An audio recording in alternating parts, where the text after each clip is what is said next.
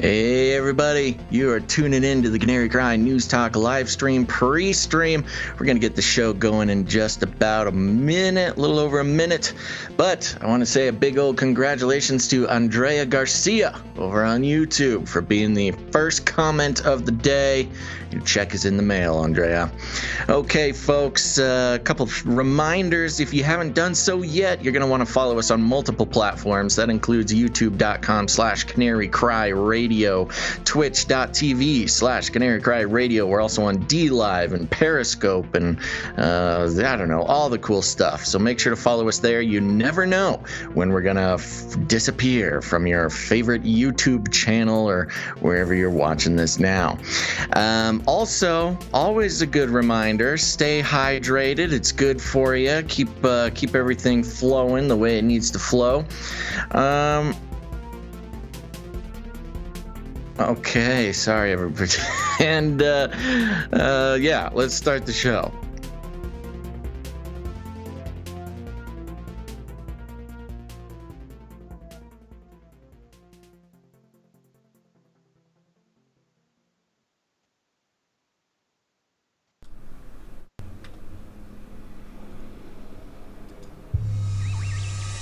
The world is getting crazier.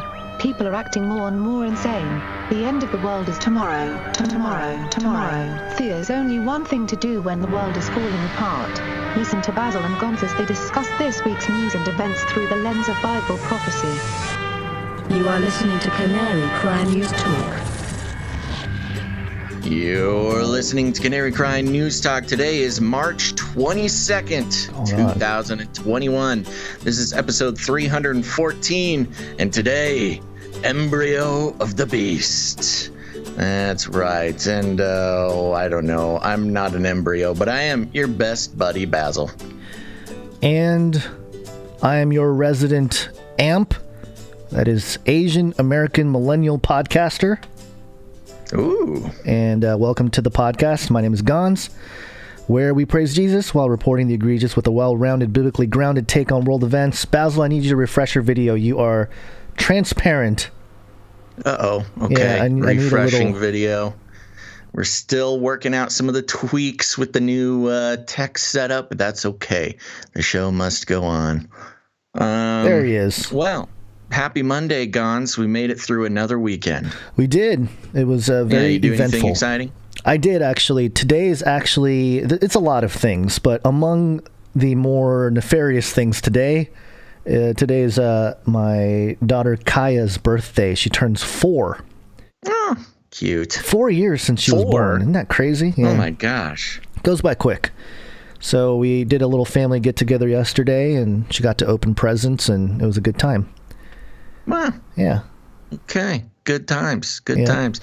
Yeah, no cat birthdays over on this side. In fact, it was kind of refreshing to have an uneventful weekend. I think a lot of people can agree with that. I actually also had to go to a kimono dresser.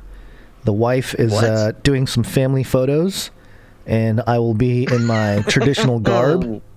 Ooh, I like this. Yeah, we did it before we got married in 2008. So this will be the first time doing it since then. I didn't appreciate... wearing like traditional palatial regalia in a kimono? Yeah. It's like a whole deal. Does your wife wear one? Yes. Everybody in the family. Do you have a sword? You know, I'm going to ask for one just to make the pictures worth it. I feel like you should have a sword.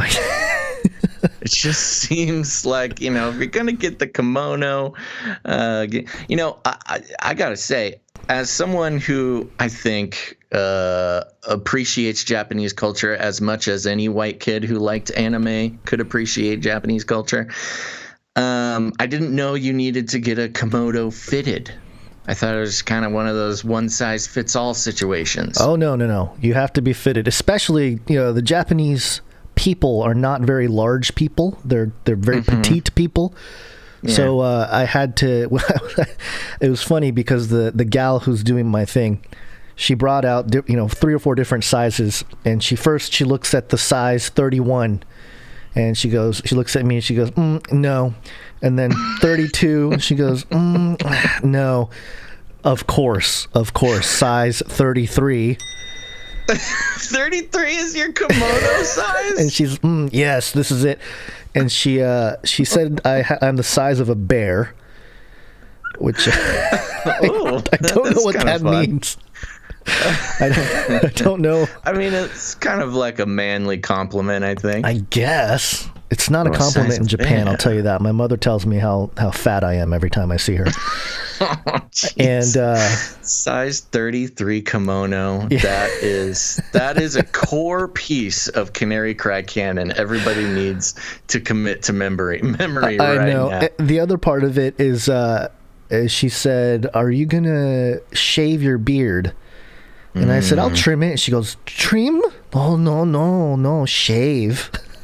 Like, this is the kimono lady? Yeah. Oh, she doesn't like it, huh? No, because it covers I guess the fold over at the chest is an important piece of showing the under layers of the kimono or something. I don't know. You mess up the whole ritual. Yeah, I don't know. Beard. But apparently within a month or so I will be clean shaven for a couple days. I made a deal. I said I will shave, but then I will not touch my facial hair for 8 months. The rest of 2021. Deal. Master negotiator. That's so. Look, I don't need to spend too much time on this, but this kimono place, is it strictly a kimono place? Like, is it a fancy, specific place, or is it like, Gentleman's Warehouse? No, it's kimono section. It's a specific store. It's out in Pasadena, California. And it's a lady from Japan, and it's like a whole little shop. It's small, but wow. You can rent. That's like what they do. That's all they do. Basically, yeah. Or similar traditional Japanese things. Yeah, some traditional stuff. I think they just merged with a hairdresser, so one side of the shop is hairdressing, and the other side is more kimono dressing. Wow. So yeah, it's a cool little deal. Now, not to make anything too intense at the top of the show, though, but was there any talk about the danger that Asian Americans are in? Was there like a vibe being in such a Asian-centric business? No. Okay. Well, except me going, have you felt all the discrimination? But other than that, no. Gotta stick together. You have to stick together. Where's my katana? Wow. Well, that's fun. That sounds like a fun thing. Okay. Yeah. Real quick before we get too far, just want to remind everybody, if you haven't done it yet, please hit the like button. Make sure you're subscribed to the channel and turn on notifications. Yo, hold on. Where that like, subscribe, bell button, all. Like, subscribe, bell button, all. That was weird. I had my mouse. My mouse moved on me. Oh, I know the feeling. Yeah, it's a magical mouse. Yeah, make sure to do that. We want to get as many likes and subscribes going at the front part of the show. You got to front load it, and that convinces the algorithms to share the show. So thank you very much. And I don't know if I'm going to make the French algorithms a permanent thing, but I'm having fun with it for now. I think it's going to be permanent. Until they whether bring you like back it or not. Pepe Le Pew. Until there's a jingle, which there might be. I think it's going to be a thing. Also, if you are an owner of the Canary Cry calendar for the calendar year of 2021, you would know that today is UN World Water Day. Oh, okay. Yeah. Raise Is awareness that the most about important water. Thing on March 22nd? No, not really, but it's today for those of you who care. What does this mean? Just celebrating water? Well, just clean water for all, and make sure people get water. And everybody watch Waterworld tonight. Kevin Costner. Yeah, stay hydrated. Watch Waterworld. Did I tell you I watched Waterworld like only a couple weeks ago? No, but your green screen. You're doing the green screen thing again, so I need you to fix your video again. This might be an ongoing issue. Doing it? Yeah, I didn't do anything, but I know. Refresh it. I know you're not doing it. It's my end, but I can't do anything about it. You have to refresh. Okay. The other thing is today marks 40 years since the opening of the Georgia Guidestones. Oh, It's an actual, that's a big anniversary, 40 years. Yeah, and I don't think it's a coincidence that they announced the opening of the Georgia Guidestones on March 22nd. The 322 Skull and Bones. Yeah. And, March 22nd, 1980 was the opening date. So there's 40 years. And, of course, population control, eugenics, internationalism, the object of controversy and conspiracy theories. Yes. I wonder if they're doing like a little celebration there. The Georgia Guidestones are obviously reminiscent of like Stonehenge and any number of those sort of megalithic or monolithic. I don't know which one it is. Megalith. Ancient structures. Maybe there's like a little pagan festival going on there. If it happened this morning, probably, as the sun rose and aligned with the stones and the dirt or something. Yeah. I'm going to just do a quick little search. Yeah, Georgia Guidestones celebration. Yeah. Well, that and the Dark Clouds Over Elberton documentary with Chris Pinto and Dr. Future, they uncover who's behind the Guidestones. And I don't think they get enough credit for uncovering that. Yeah. There's a Rosicrucian man, and you can watch the documentary. They basically give it away. It's the R.C. Christian, who that guy actually was. But online, all you see is the mystery continues. Nobody knows who built it, and it's like, I feel like we uncovered it, but we definitely know who built it. Yeah, it wasn't that. It's only 40 years old. The bulldozer tracks were still there. Yeah. Yeah. Okay. Well, yeah. Another example of, Canary Cry News Talk show days falling on important days in 2021. Absolutely. It continues. Yep. And before we move on, just going with the theme here, I know you've been doing all your Marvel watching. I hear you're a Marvel fan. A little fanboy. Oh, you've heard. You're gonna get my like reputation precedes me. You're gonna get like Marvel tattooed across your chest, is what I hear. No, that's in our line of work, Gons, you need to know a little bit about a lot of things. And yes, I've recently watched. I don't know. Well, all Marvel. Right. Well, I was. It was funny because I'm kind of there were people messaging us saying like, "Hey Basil, you should watch the new thing, The Falcon and the Winter Soldier, episode 1. What is the title of the episode? A New World Order. A New World Order. It's the name of the episode. Yeah, episode 1.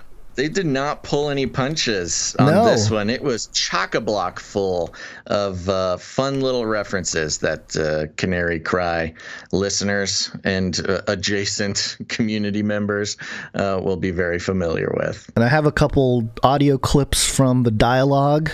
Here's the first one. You see these guys? These are the guys you got to worry about. I've been stumbling onto their manifestos on message boards. They call themselves the Flag Smashers. Was that a new thing? Bad guys give themselves bad names? There's a lot worse names than that one. Basically, they think that the world was better during the blip. Trust me, every time something gets better for one group, it gets worse for another. Yeah, essentially these people, they want a world that's unified without borders. So you can see why a lot of people are into that. There you go. A world without borders. And, a little switcheroo, though. This is, what did they call them? The Black Smashers? The Flag Smashers. Flag Smashers, right. So they make the Flag Smashers, the no borders, no rules, no borders folks. They kind of frame them as the Q types. Right. The online message boards. So they do a little switcheroonski there. What other clips you got? I do gotta ask you though, because like online, there's just been a lot of stuff about Steve. Actually, crazy conspiracy theories. Some people, they think that he's in the secret base on the moon, looking down over us. Well, I can assure you, those people you don't have to take seriously. But you didn't like fly him to the moon? Nah. Yeah, so he denies that Steve is on the moon looking down on us. Captain America is not on the moon base. You know, that makes me think that that's going to be part of the plot. That'll be kind of the twist Yeah, that made me think, oh, he's definitely on a moon base. Definitely on the moon. And he's counting Bitcoin on the moon is what he's doing. Yeah.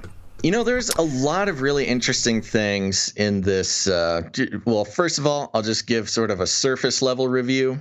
Okay. I'm going to continue to watch Falcon and the Winter Soldier. But the first episode was, you kind of got to work for it. You know, there's like a lot of, like the Winter Soldier, he's going to like a really bad therapist. And you basically spend 15 minutes in a therapy session, was just kind of excruciating. And then Falcon is like fighting with his sister half the episode with like no point, just no avail, just sibling anger, which had almost no point to it. I don't know. They're just laying down the emotional foundation for the show. But because now, for those who are not Marvel people, the last Marvel movie, or set of movies, Infinity War and Endgame, there's a big apocalyptic event.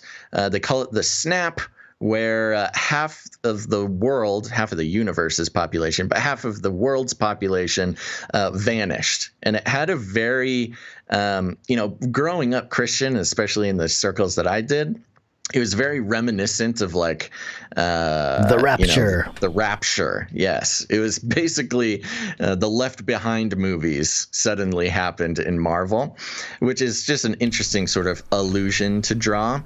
But then later, 5 years later, they undo the snap and everybody comes back. But so half the world's population was missing for 5 years. And in this episode, Falcon, who I believe was one of the ones who has disappeared, is trying to get a loan at a bank, and they're laying very heavily on the, like, he's a black man trying to get a loan from a bank, and they're always trying to keep the black man down. But the banker was like, you have no income history for the past 5 years, so we can't give you a loan. He's like, yeah, I got snapped. I was gone. I didn't exist. It's like, oh, sorry, we can't get you the loan. But it kind of had a vibe of lockdown, coronavirus lockdowns, because, you've got a huge population of the United States and the world who were basically forcibly put out of work. Mm-hmm. And, many people had no income for an entire year. And I could kind of see this being a little reminiscent of some issues people might be having, trying to get loans or trying to, figure out their banking. If you show no income for a year, it's pretty hard to participate in the traditional banking system. So there's a couple little nods like that throughout the whole thing. But yeah, otherwise, I'll keep watching it. We'll see what happens. State-sponsored propaganda machinery. That's what it is. Right. All right. Well, I think we should start the show. What do you think? Sleepy update. Do you want fries with that? Okay, so for those who are new to the show, let me let you in on a little secret. Flippy is the colloquial name for the disembodied robot arms that are taking our jobs, enslaving our children, and flirting with our spouses. We use talking about Flippy to explore all the new and exciting ways that robots and AI are taking over the world, and there's nothing we can do about it. Today, I'm taking an article from Futurism.com, and the headline is, "The maker of M&Ms built a robot to chase you around the store with candy." Dun, dun, dun. Anytime there's a story about robots chasing people, we got to keep up with it. The article reads like this: "As if avoiding impulse purchases at the grocery store wasn't hard enough, the company behind M&Ms has created an autonomous robot that follows you around as you shop for groceries to tempt you with candy. The Mars Inc. candy company developed the robot nicknamed Smiley." If there was any more ominous of a name for a robot that would stalk you? Smiley. That's the tip of the pyramid right there. To follow shoppers around and offer them snacks long before they reach the checkout line, according to Gizmodo. The robot uses a variety of sensors to get around the store and approach potential customers with candy.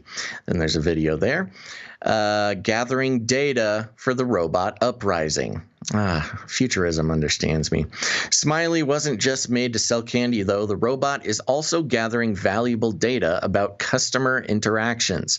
It uses its sensors to watch how shoppers go about the store and interact with specific products, reports Gizmodo.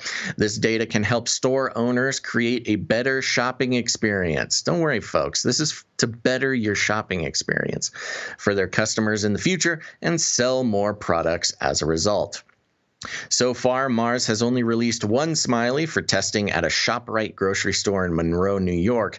If both ShopRite and Mars find it successful, though, we might see an entire army of Smileys being unleashed on stores throughout the world. Who knew our cyberpunk dystopia would be less cybernetic augmentations and flying cars and more creepy robots that stalk you while you try to buy groceries? So there you go. Pretty self-explanatory. No longer is the impulse buying zone limited to being in line at the cash register, but now it's going to be following you around. And this is funny because they obviously just wanted to spy on customers. But they use the candy to sort of lure customers in and make it less spooky. You know, obviously the ultimate goal of this thing is not just to sell more candy bars, but to monetize data of shopping habits and people walking around the store. But, you know, I just thought it was another angle to the robot uprising that not only are they here to spy on our every move, but, you know, remember what your mama said. Don't let a strange robot offer you candy and follow you around. That was what I was going to say. There's the saying, don't take candy from strangers. Yeah. And there's actually a whole backstory to that. It comes from a story from 1874. Where 1874. Yeah, where little that's Charles, much earlier than I would have expected. Yeah, little Charles Brewster Ross and his older brother Walter Lewis Ross were hanging out, and a couple people came on a carriage and offered the boys candy and fireworks if they rode in the carriage.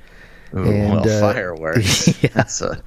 That's another story. Yeah, and of course they were kidnapped, and there was a ransom and the whole deal. But yeah, that's where it comes from. And of course, you know, the more recent sort of connotation, or not the connotation, but the iteration of the don't take candy from strangers is more to do with the either the pedophile or the rapist type of situation, especially with kids, more of the pedo thing, which makes me uncomfortable that they name this thing Smiley. You know, it's like extra weird. Very ominous. Yeah.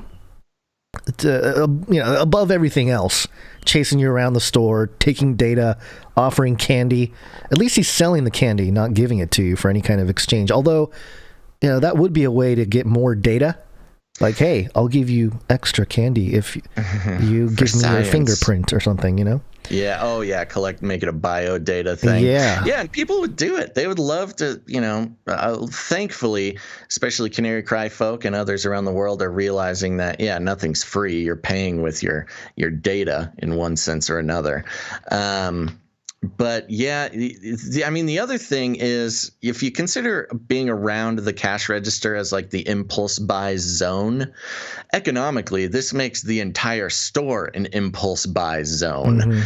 And in a time when we're all, you know, fighting for self-control, this is another example of robots, you know, increasing the ability to lose control and just eat candy wherever you stand in the shopping place, which seems harmless and doesn't seem like a big deal. But in the bigger trend of robotics and AI, you know, increasing comfort levels to the detriment of our mental and physical health. When you fit it into that trend, it is a little bit more disturbing. Yeah. Sorry about that. I think the garage door is making... I don't have a noise gate on this mic anymore, so all kinds of background noises are audible. Content. Yeah, content. But just look out for these things. If there's any producers out there, if you see one in the wild, if you live in Monroe, New York, go ahead, let us know. Snap a pic, a flippy picky. Keep us posted. I'm just waiting for it to stick some googly eyes on it. Yeah, I'm waiting for it to bump into somebody, and so they can sue. Yeah. Yeah, Sue Smiley. All right. Okay, moving on here. We have a quick update about QAnon. Q the miserable, Q the desperate. What must I do to convince you people? You're right, Q. There's a new documentary on HBO all about Q. Here's the preview here. Yeah. What had started in an online forum had crawled out from behind the screen. In 2018, I set out to chart QAnon's origins. You can really find yourself falling down a hole trying to find out who Q is. Dangerous ideas. That's a scary idea. It seems like Q's gone mainstream. What did we conspire against? The lunatics running the asylum. Q into the storm. Lunatics running the asylum. Oh, man. Yeah, super intense. I'm actually very curious. It is kind of, I don't know, a little bit of resistance just because I'm just kind of annoyed by Q at this point. And, I kind of already know what a liberal media is going to say about it.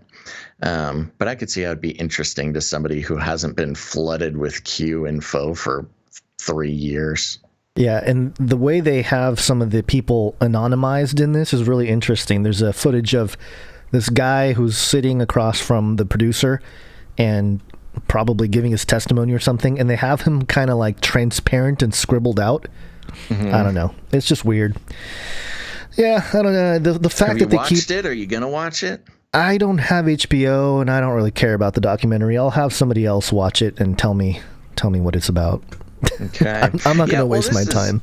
It's interesting, the mainstreamification and the commoditization of Q in mainstream media. Q as a phenomenon has now been commodified in entertainment, such as with the South Park special, which I haven't seen. But, it's all about Q, and now you got a Q documentary, and you got to, get your HBO subscription so you can learn about Q, because you definitely don't want to just search it on the internet, because that's where the crazies are in charge of the asylum. You must get your HBO approved Q info. Yeah. Where'd you hear about that? Oh, the HBO doc. HBO. It's a solid really talking point around the cooler. Yeah. So anyway, I just thought that was interesting that they, like you said, they're commercially. It's become a topic to make money off of, not just from the advocates, but from its opponents. It's almost like, I'd say especially from the opponents. Yeah, lots of headlines. It's to keep the Trump hate train going post-Trump. So there's a lot there. But, I don't know. We'll just kind of keep our eye on it. Real quick. Yeah. No, I'll save it after this next story. Okay. Yeah. All right. Well, let's do a quick Days of Noah story here, and then we'll get into some 33. So shall also the coming of the Son of Man be. Sorry, I stepped on you. That's okay. This story was flying around, man, well, and it was a big update. Well, yes, but also I found it interesting that this is the main part of this story is actually something we reported on the last episode, towards the end in the Beast System section, talking about I thought it was the Beast, mouse grown in a jar. That was kind of the breakthrough story part of this, but this article from, what is this, Haaretz.com goes a little bit deeper, and so I wanted to bring it to you. Do you have a paywall on this thing? I do, but I got around it. Archive.today. You want me to give you the link?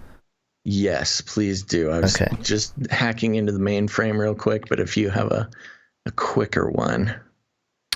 So the headline here is, "This is not science fiction. Israeli researchers have grown an embryo outside the womb." And it's kind of a long article, so I'm not going to read the whole thing because I think according to this audio thing here, it'll take 23 minutes just to read through it. Yeah, but I don't think you put the right link in there. I didn't? No. Oh, there's several links. Okay, yeah. I see here. Yeah, well, that's interesting. Yeah, especially comparing it. Well, you're going to have to take it. Nope, no, you're not. Okay. Well, I have stuff highlighted too, so. All right. Well, I'll get us started. Okay. This is not science fiction. Israeli researchers have grown an embryo outside the womb. It reads like this. An embryo floats in a bath of warm liquid, transparent, folded into itself, like all embryos. There's a large head with a round eye in it, the red heart, and the spinal cord that extends vertebrae by vertebrae to the curled up tail. Anyone might think it's a regular embryo, human or mouse. At this stage of development, both species sport a tail. But no, again, reference to the mouse grown in a jar. But no, this embryo is not developing within a mother's womb, but between the glass sides of a revolving vial at a temperature of 37 degrees Celsius set by a faithful thermostat. It's the first time in the world that scientists have succeeded in growing an embryo of a mammal, a mouse in this case, for a period of this duration. The venue is the laboratory of Professor Jacob Hanna and the Molecular Genetics Department of the Weizmann Institute of Science. Okay, what do you got highlighted? Okay, so again, we covered that part of the story and how they're able to do it and keep it alive much longer than before, and the glass thing and the temperatures and the rotating thing. And let me scroll down here. There's a lot in there. Okay, so there's a lot of, they bring up a whole bunch of issues, and they talk about the ethical problems with this and everything else. And it says, in the meantime, while the disputes over moral validity of using embryos for research or for transplants continue to roil, a new alternative route for creating embryos has emerged: synthetic embryos. The heart of the matter is this. The first embryonic cells bear the potential to differentiate into every type of cells. For this reason, they are known as stem cells, like the stem of a tree that divides into separate branches. Gradually, as the development continues, this omnipotence is reduced to a level at which a cell that takes the route of particular development loses its ability to develop in other directions. Finally, it becomes a mature cell with defined form and function, which means that a skin cell will never be able to reverse direction and become a muscle cell or a bone cell. At least that was the paradigm until 2006, when Professor Shinya Yamanaka announced that he had succeeded in restoring a mature cell to its former state. He took a mature cell which had already differentiated to become a specialized cell and restored it to the condition of an embryonic cell with the potential to develop anew into any cell in the body. 6 years later, Yamanaka, together with Sir John B. Gurdon, was awarded the Nobel Prize in Medicine for reversing time's arrow with an embryonic development. Quote, this process, which I like to compare to a computer restart, resetting what existed in order to start anew, is today a very established technology which we also use. Hanna said, quote, it raises the possibility of taking mature cells, returning them to the stem cell stage, and using them to create embryos. These synthetic embryos, called such because they did not originate, as is standard in nature, from an egg and a sperm, but from a stem cell, are forging a new reality for which the old ethical rules are no longer valid. Oh, that's interesting. The ethical rules are no longer valid. Yeah. That's quite a leap. It's crazy. No longer a ban on growing the embryo for more mature than 2 weeks from the moment the egg is fertilized because there is no egg. Oh, so simple. We have circumvented it. Until now, we were successful in growing synthetic embryos for only a few days. Our research proposes that the possibility exists to grow such embryos for a far longer period until organ formation. That raises hopes regarding transplants, for which the organs will be taken from synthetic embryos. That's so funny. Such like a scientist thing to do. Like, oh, the ethical concerns revolve around the egg? Well, I'll just get rid of the egg. There we go. No ethical concerns. No ethical concerns. And then I think the interviewer asks the question, is that legalistic hair splitting? To say that a difference exists in defining life between a natural embryo and an embryo termed synthetic. Mm-hmm. And he answers, of course, I don't think it's legalistic hair splitting. The synthetic embryo is not very much different from tissue that today is created from stem cells, a procedure about which there is no debate. Tissues like that create miniature organs called organoids, which we've talked about. Which can be sustained in a test tube for a year, even 2 years. It was recently shown that an organoid of the human cerebral cortex creates brain waves similar to those we find in preemies, which caused a furor among those who see this as the creation of consciousness. People expressed concern that the organoid can experience suffering. Personally, I do not share that approach, but of course, practically, I am committed to the rules of ethics and to the accepted authorizations, which is a polite way of saying that, we're still keeping it legal. Yeah, I'm not technically breaking any rules. Right. It gets better here. The possibility of growing synthetic embryos from stem cells advances the possibility of organ transplants in humans, not only because it bypasses the ethical problem of using natural embryos, but also because it possesses an incalculable advantage biologically. The body of a transplant recipient has a tendency to reject the new organ because it is identified as a foreign body, but an organ that is created from the stem cells of the transplant recipient won't be rejected because it is not foreign to the body. So it's basically, take a little stem cell from your body and make a new kidney that is your kidney. Yeah, right. You're not using separate DNA or separate synthetic stuff. You're making it from your own cells. Right. It goes on here. But why is it necessary to create a whole embryo from the stem cell? After all, it's possible to make do with the stem cells themselves and program them to develop in a test tube into whichever tissue we wish and then transplant the result. That is in fact what is being done now in a first experiment of its kind with sufferers from Parkinson's disease. Scientists reprogrammed the patient's skin cells to become stem cells and then programmed them to become neural cells that secrete dopamine. These were injected into the patient's brain, and now it remains to examine whether the new cells will replace the cells that were destroyed by the disease. This is what happened with monkeys. However, scientists do not always know how to program the stem cells to develop precisely in the desired direction, to become kidney cells, lung cells, or heart cells, for example. In fact, in general, they don't know what needs to be added to the test tube, which substances to provide to make the magic happen. This girl must be practicing witchcraft. Sounds a little bit like witchcraft.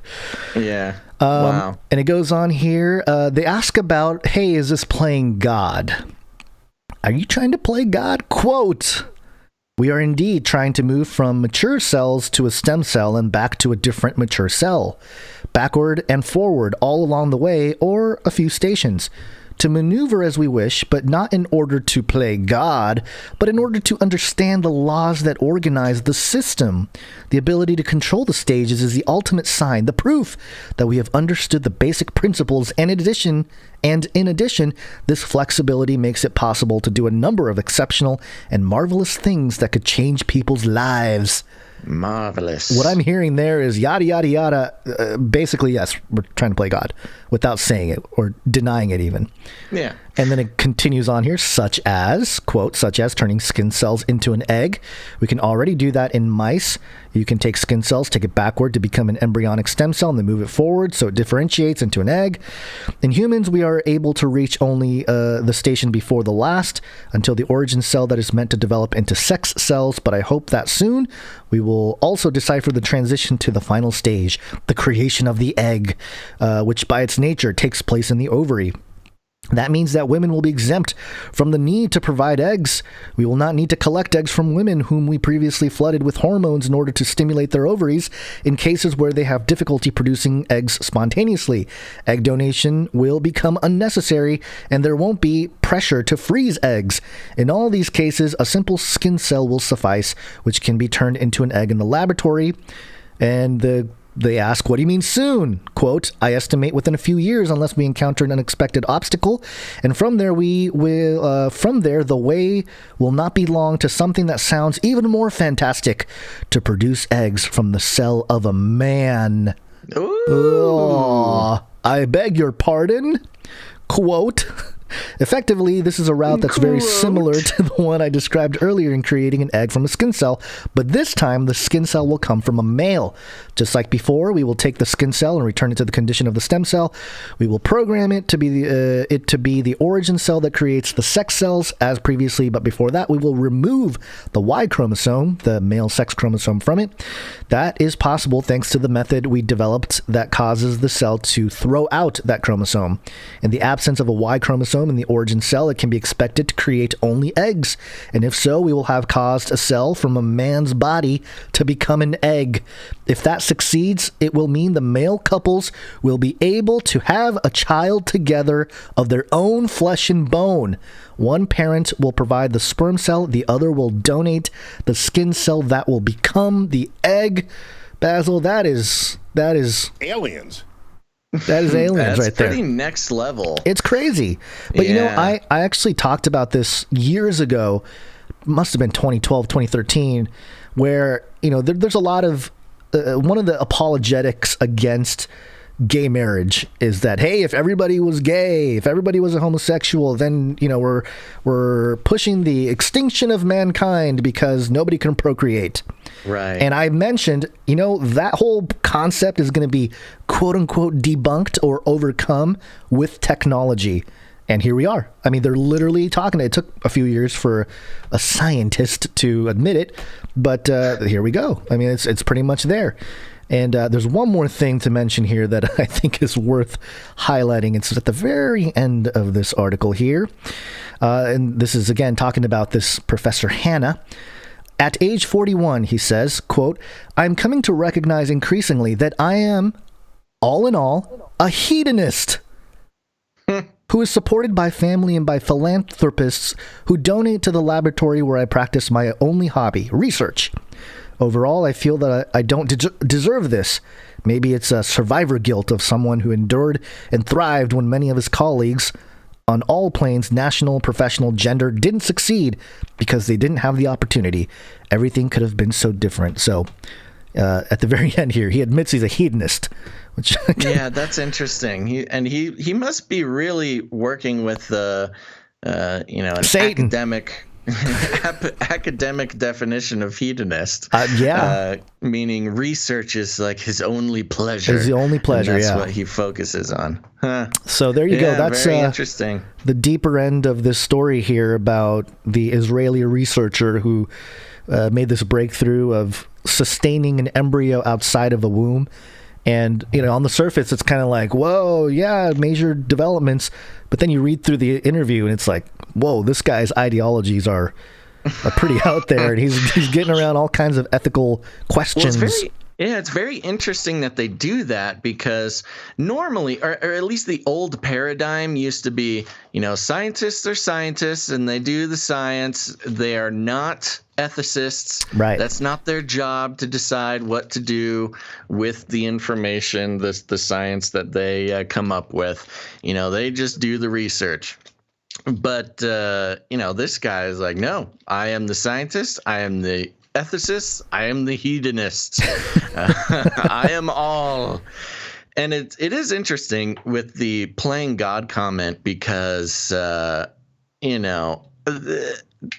the past, if you accuse a scientist, or at least in the public domain, in a newspaper or something, you accuse them of playing God, they usually go, no, we're not playing God. We wouldn't do that. This guy's just like, yeah, what of it? Of course I'm playing God. That's the whole point. He kind of denied. He's like, oh, it's not playing God, and then went on to proceed to how, explain how it kind of is like playing God. Yeah. So, well, it is, it is interesting in hindsight, like with the scientific worldview, especially of those who are doing this kind of research, who, generally probably wouldn't admit to believing in a monotheistic God, at least. Yeah. That they would even feel the need to deny that. But it's basically just PR. Yeah. But anyways, yeah, wow. Well, that's some next level stuff, man. Well, he's in Israel too, which is interesting, with a lot of my views and many of their people out there who have looked at the scriptures and have suggested that perhaps the Antichrist and the false prophet, the entire beast system comes out of eschatological Jerusalem. Yeah. And it's kind of consistent with that. They're making these breakthroughs, and if they're going to have some kind of messianic figure, why not be some kind of genetically pure or genetically engineered human that did not be born from a woman's womb? Human.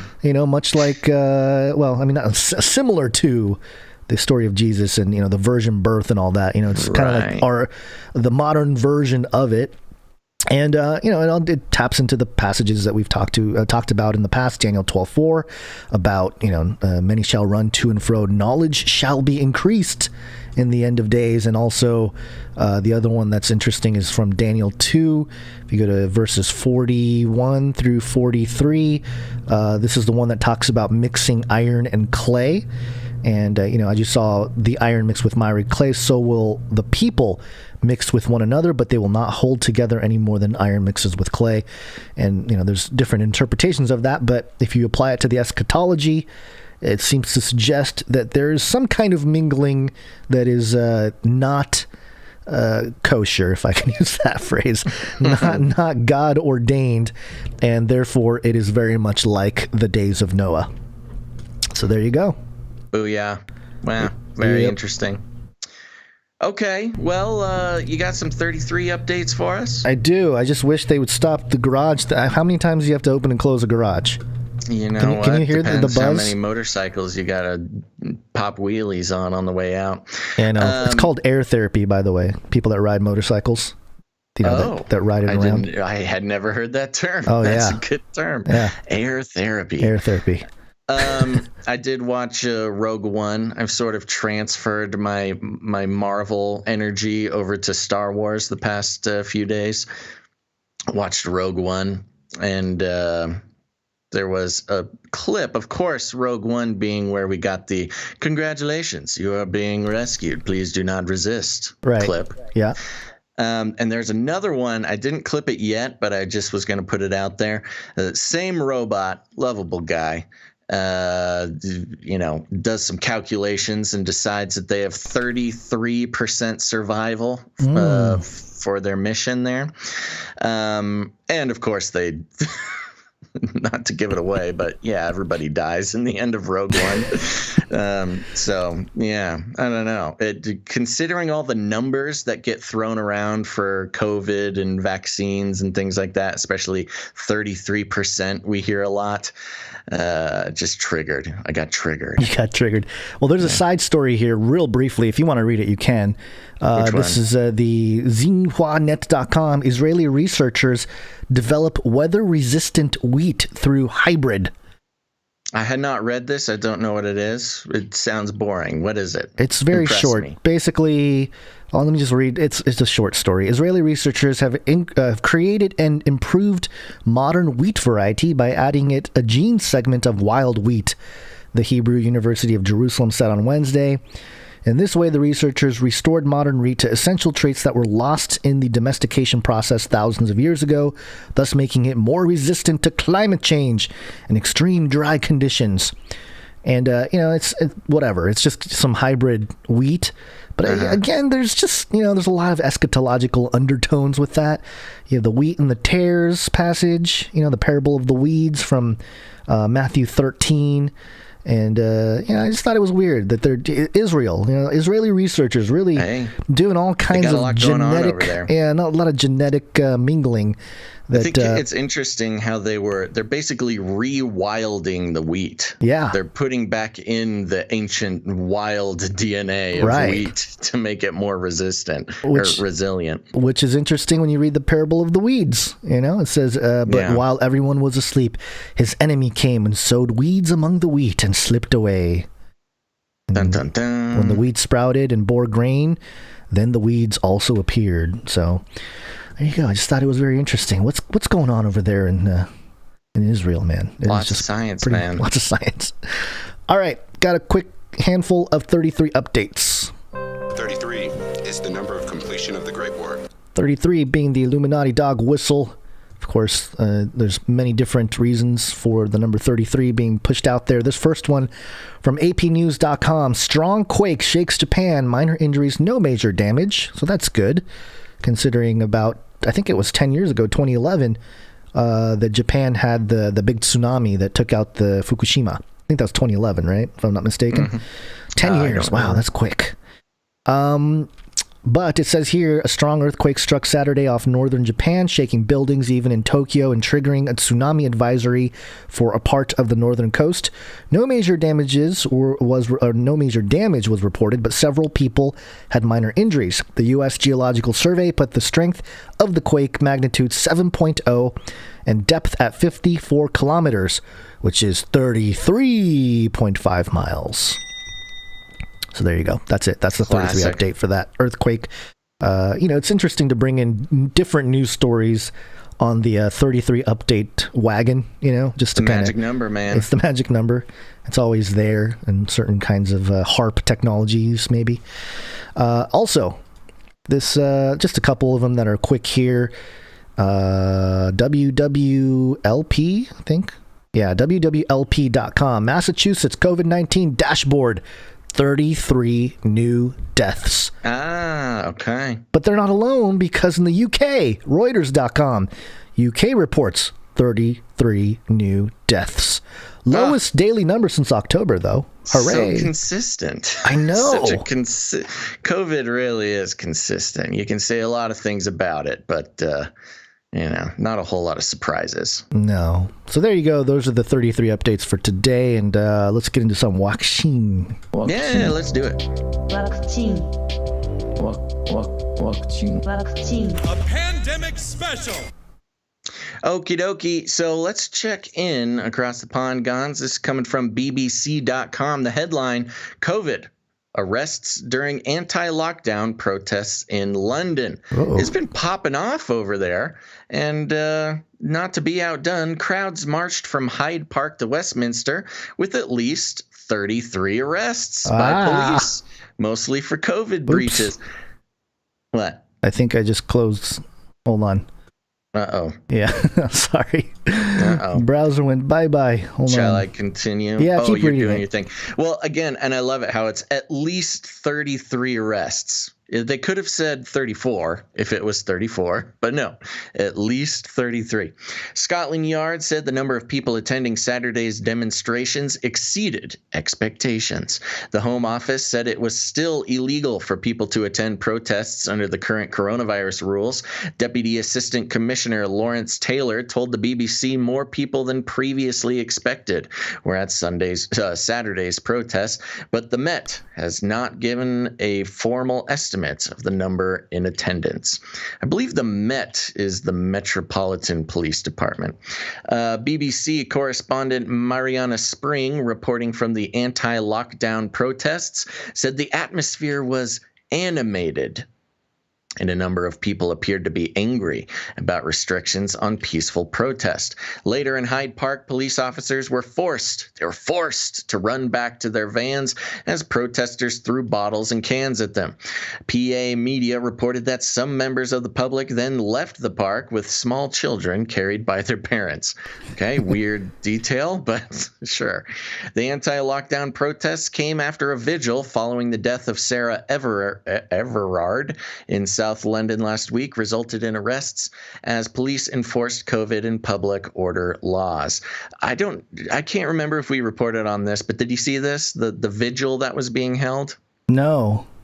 Yeah, so there was a vigil for this Sarah person, and it was just kind of your normal vigil. You know, there's candles and people are kind of being very somber. And the cops showed up and like started rousting people, beating people. Really? For this very, like, at least from what I saw, I don't have all the details, but from what I saw, it was just like a peaceful vigil like you'd see for any, you know, sort of public mourning event. But yeah, cops weren't having it.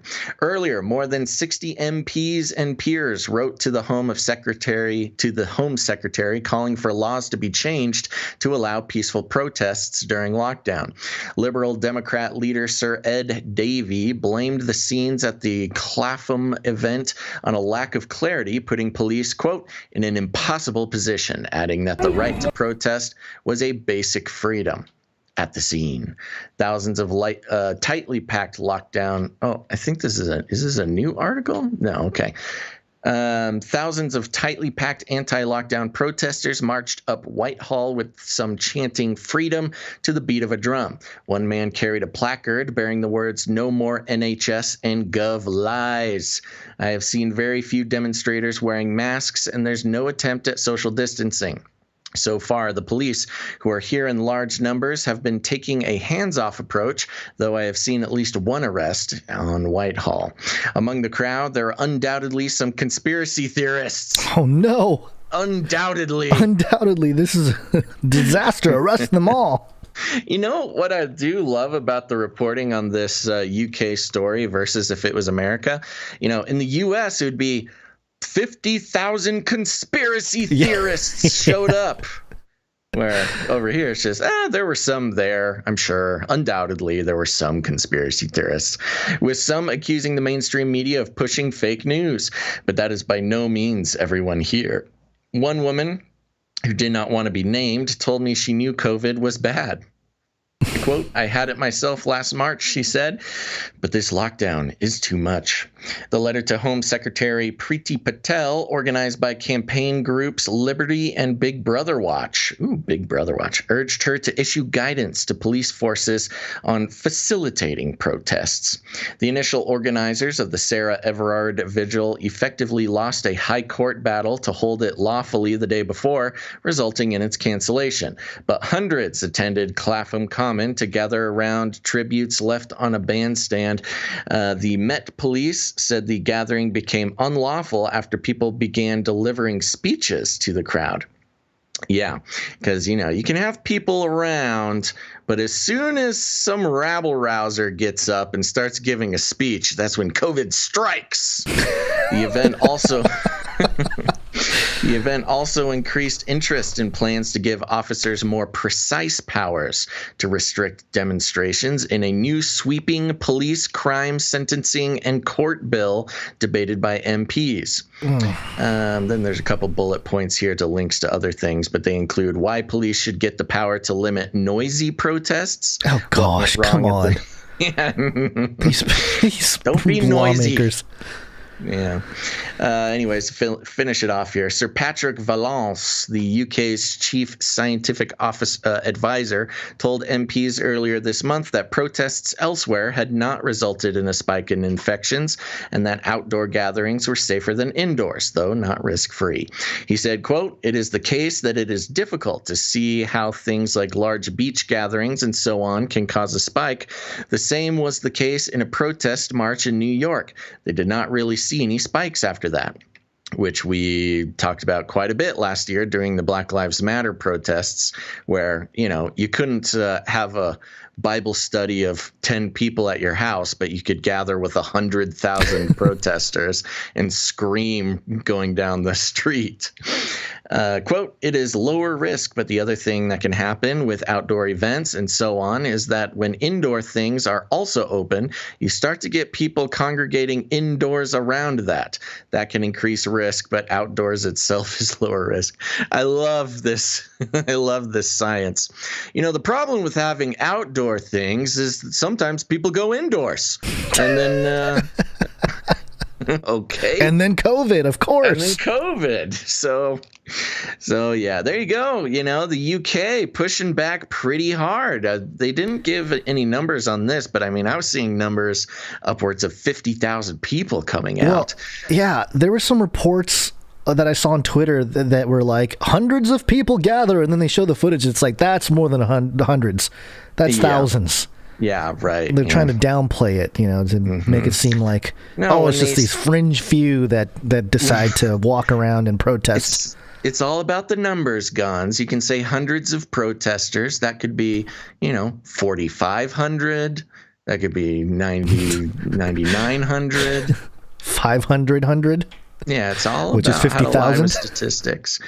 And then, we had some video over on YouTube of the march through the park there. Or Twitter, but lots of people, no masks.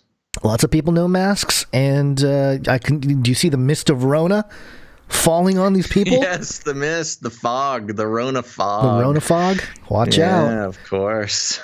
Yeah, the absurdity has gotten to new heights. And on that account here, this next story from CNET.com, California theme park group wants you to stop screaming on roller coasters. Hey, you know what?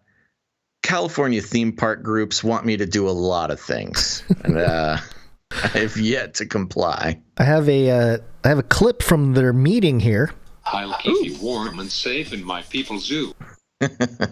They say here, this may be one of the biggest challenges of the coronavirus outbreak.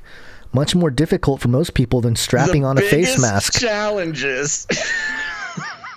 More than strapping masks on people's faces. More than shutting down the entire economy, more than setting up field hospitals and, making sure grandma doesn't show up at Christmas. The worst part about it is the roller coasters. The California theme park trade group is joining those in Japan and recommending ways to limit screaming on roller coasters and other thrill rides, since screams produce saliva droplets that can spread COVID-19. Recommending ways to limit screaming. Besides asking people not to scream, what possible way could you have to limit people screaming? I don't know, but you could pump them full of anti-anxiety meds, give them beta blockers before they go on the roller just turn them into little zombies while they're riding. The California Attractions and Park Association recently published a list of best practices for reopening parks. The document is no doubt looking ahead to April 30th, when Disneyland and California Adventure are set to reopen after having been closed since March 2020. The document doesn't flat out say don't scream. Instead, it notes that parks have the, quote, ability to limit activities that are known to cause increased spread.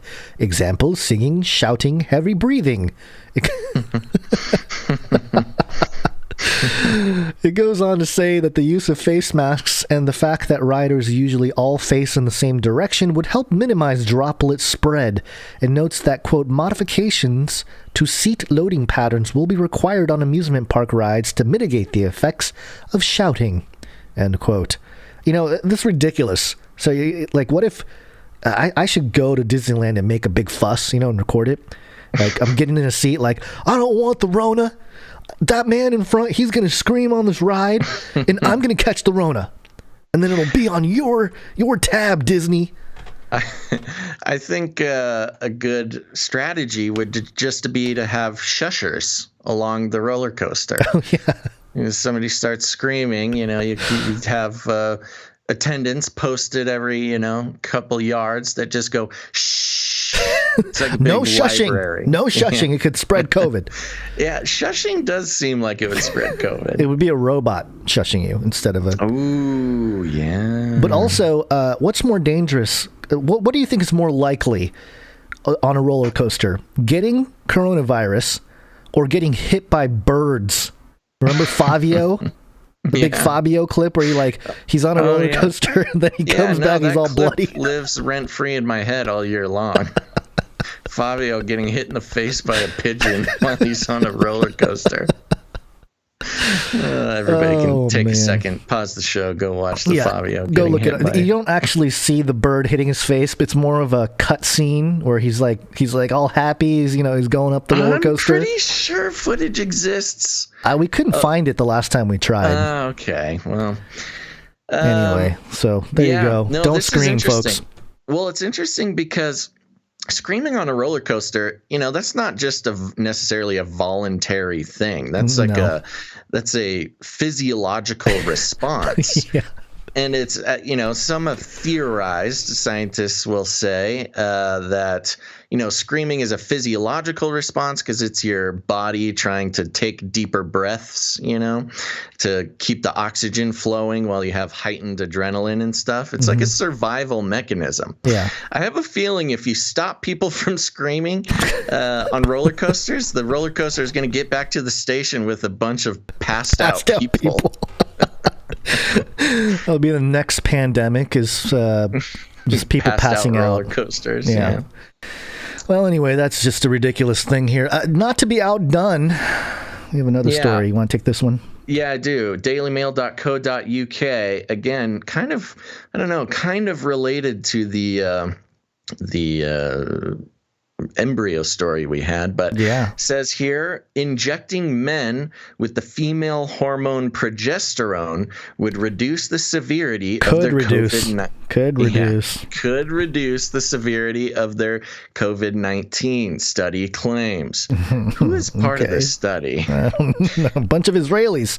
Jeez, sorry, I'm gonna get in trouble. We're gonna get in trouble. Me for saying that. I'm gonna get canceled. Injection with the female sex hormone progesterone would improve outcomes for men hospitalized with severe COVID-19 infections, a study has concluded. The finding by researchers from California follows multiple reports that men are at a higher risk of severe illness and death from coronavirus than women. Progesterone has certain anti-inflammatory properties and thus, the team said, may be able to dampen the often fatal immune responses called cytokine storm. The research was undertaken by pulmonologist Sarah Gandharhari of the Cedars-Sinai Hospital in Los Angeles and her colleagues, of course, is California. Quote, as an ICU doctor, I was struck by the gender disparity among COVID-19 patients who were very sick, remained in the hospital, and needed ventilators, she said. Progesterone is produced in both men and women's bodies, although the latter produced considerably more of the hormone during their reproductive years.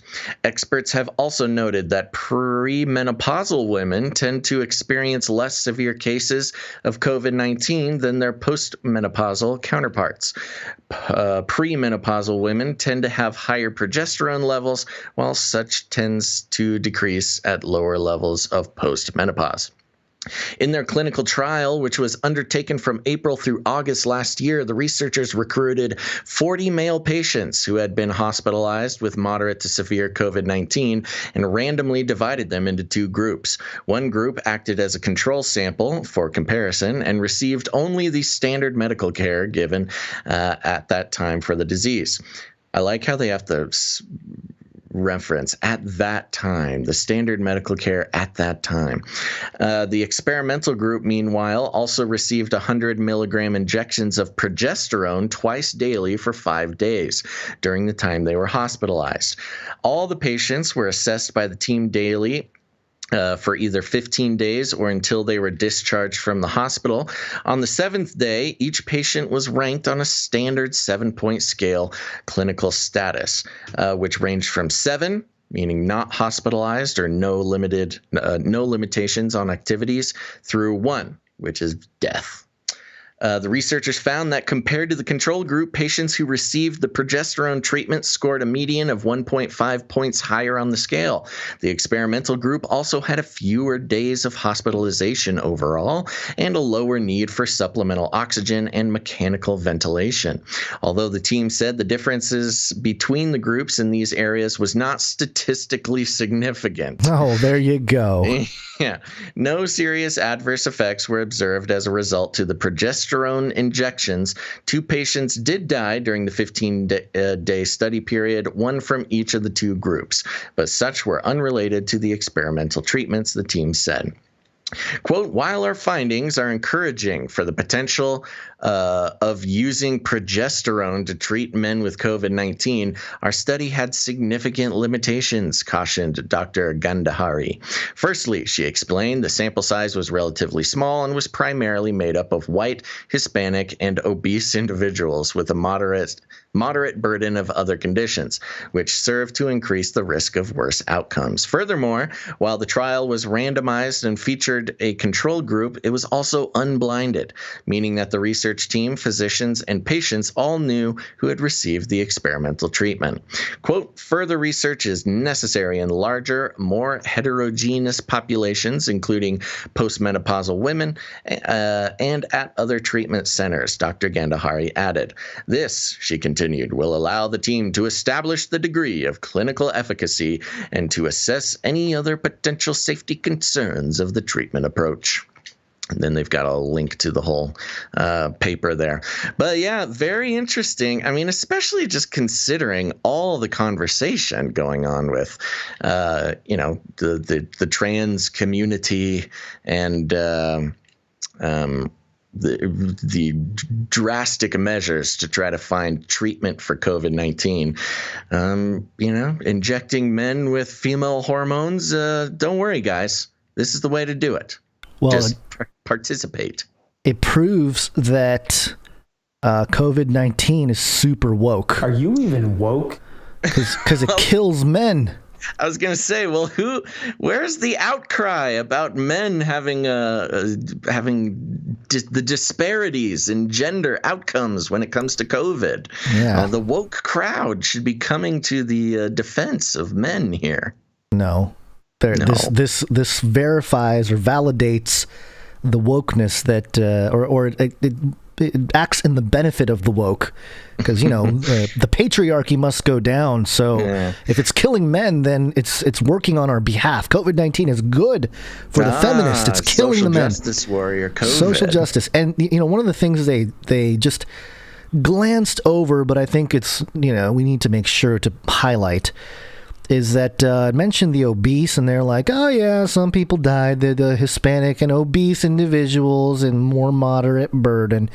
I think reports came out that 73% of the people who passed away from COVID-19 were labeled obese. Were obese, yeah. So maybe more of a thing than... Have you looked at the obese chart lately? I have not. It's not something I do regularly. I will say, when you go to the doctor and you stand on the scale, they usually have the chart up right in front of you, so you come face to face with the reality of your situation. Yeah. Now, first of all, those charts, they don't take in your body mass index. They don't take in your, are you a muscly boy? Right. Or, they just take it based on your height and your weight. And weight, which is not a great way to do it. Lots of variables unaccounted for. Yeah. But it's it can be pretty concerning. It's a lot easier to get categorized as obese than you think. Yeah, I think technically I would be categorized as obese, but it doesn't take into account my my swollenness. Yes, I know. They gotta see it's more oppression of the swole. Yeah. The swole oppressed. It's the next group of oppressed peoples that we must free from the inequality. What other thing? I had one more thing to bring up about that, but probably not important. Okay. All right. If you remember, let me know, because I got one more story from the vaccine updates here. Okay. And let's hear it. This is it's a DNA-RNA CRISPR thing. 'Cause I'm CRISPR Cas9. This is DocWireNews.com. It's more of a presser. An engineered CRISPR Cas12a variant and DNA-RNA hybrid guides enable robust and rapid COVID-19 testing. Yeah. So let me read the abstract here, and I didn't read through the entire article, but here's what it says. Extensive testing is essential to break the transmission of SARS-CoV-2, which causes the ongoing COVID-19 pandemic. Here we present a CRISPR-based diagnostic assay that is robust to viral genome mutations and temperature, produce results fast, can be applied directly on nasopharyngeal NP specimens without RNA purification, and incorporates a human internal control within the same reaction. Specifically, we show that the use of an engineered AsCas12a enzyme enables detection of wild-type and mutated SARS-CoV-2 and allows us to perform the detection step with loop-mediated isothermal amplification, LAMP, at 60 to 65 degrees Celsius. We also find that the use of hybrid DNA-RNA guides increases the rate of reaction, enabling our test to be completed within 30 minutes. Utilizing clinical samples from 72 patients with COVID-19 infections and 57 healthy individuals, we demonstrate that our test exhibits a specificity and positive predictive value of 100%.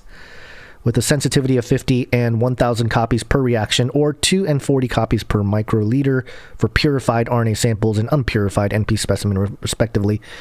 So I think this is just a new method to test COVID-19. Yeah, you're going to have to put that into English, I think. Well, if I'm not mistaken, and please, producer Mark, our resident biologist, correct me if I'm wrong here, but basically this new CRISPR Cas12a variant is able to diagnose if you have COVID-19 or even a mutant form much quicker than any other type of test out there.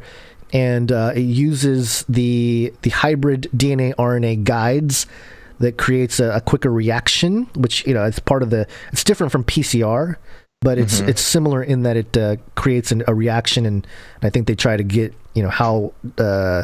how diseased you are or whatever.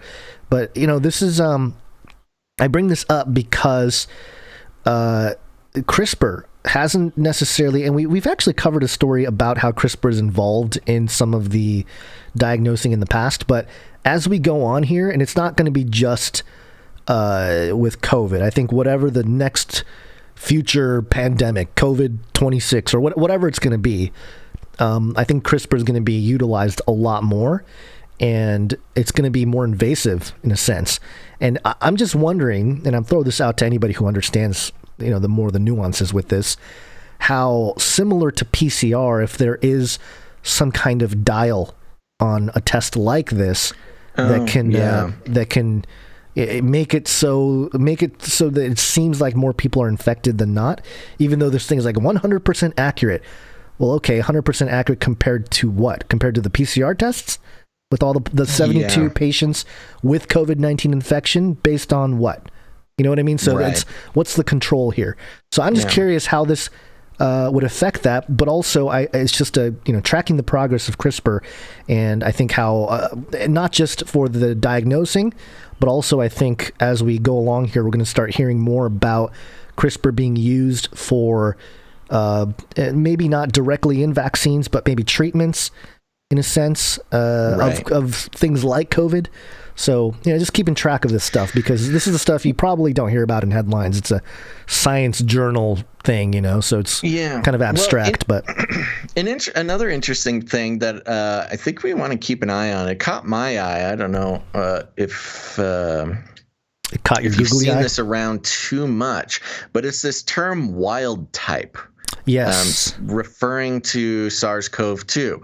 And in the thing you just read here says, specifically, we show that the use of an engineered Cas12a enzyme enables detection of wild type and mutated SARS-CoV-2. And this has been popping up a lot more. There's a wild type. They're talking about the wild type COVID and then mutations, like separately. Mm-hmm. So, we've got all our variants and things. And just over on Merriam-Webster here, wild type meaning a phenotype, genotype, or gene that predominates in a natural population of organisms or strain of organisms in contrast to that of natural or laboratory mutant forms. So I don't know. When I was hearing it, it's like, well, okay, so there's a wild COVID.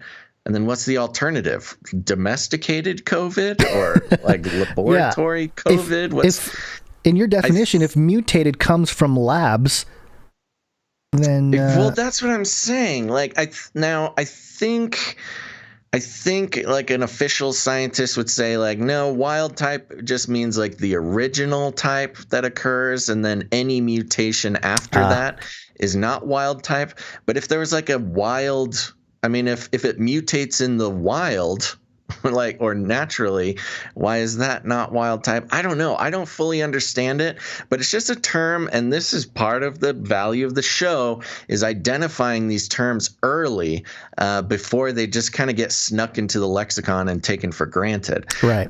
So it was in the past week or so, this term wild type was just popping up all over the place. Yeah. My initial instinct was like, okay, so it sounds like they're making a distinction between, wild natural COVID or whatever, or trying to make a point like, oh, it didn't come from a lab. It's the wild type, again, with the constant back and forth about did this come from the Wuhan lab or not? Right. Which there's been actually some great updates from members of that team. The WHO team went over there and said, oh, no, couldn't have possibly come from the lab. Yeah. Well, now they're coming out and being like, well, we had to say that. Like, we had no option. We called that. We said that they had to say it. They've come out and said, like, no, we basically had a gun to our heads. Saying that's pretty much exactly how we described it. Or like if they want to leave China with as one piece. They don't want to get disappeared with Jack Ma. So anyways, there's this term wild type has been popping up recently, and I think the technical scientific term still allows for it, it's just a distinction between like the OG, the original COVID versus a mutant COVID or a new strain. But it really is, especially because that's not a common term. A normal human, when they hear wild type, they're going to think like, oh, it's wild. It didn't come from a lab. So I think there's a little bit of some linguistic manipulation happening there using that term in public.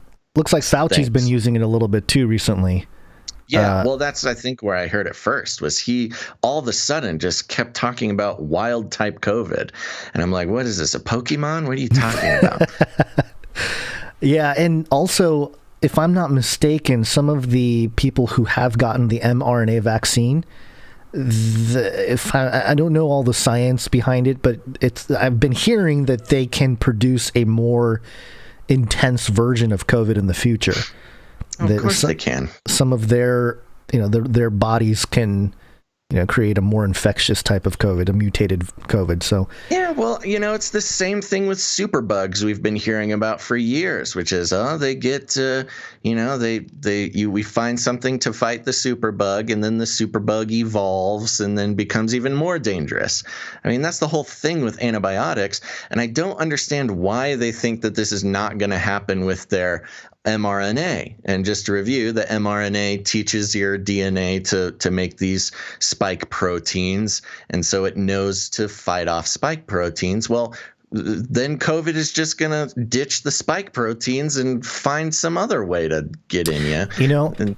Yeah, it's kind of like and I'm using the computer analogy because that's how they've talked about the mRNA vaccine, is kind of like a program, like a program that runs on your software. It's almost like finding a patch for a virus on like one version of your operating system, but then, you move up to a different operating system, there's different kinds of viruses. That old patch isn't going to work anymore, right? It's similar to that. Yeah. Where it's like, you're forever protected from this thing, but when the thing changes, then what? Now what? Now you got to get another one with the mutated thing, and then what? Now you're clogging up your software with all kinds of different information that doesn't belong, and you become a beast. That's basically the idea. I do want to give a big old shout out to all the Twitch users who are coming up with just excellent COVID Pokemon jokes. There's too many to list on the show, but you're all so dear to me. Excellent. Okay, well, should we take a quick break? Let's do it. It's Breaktime.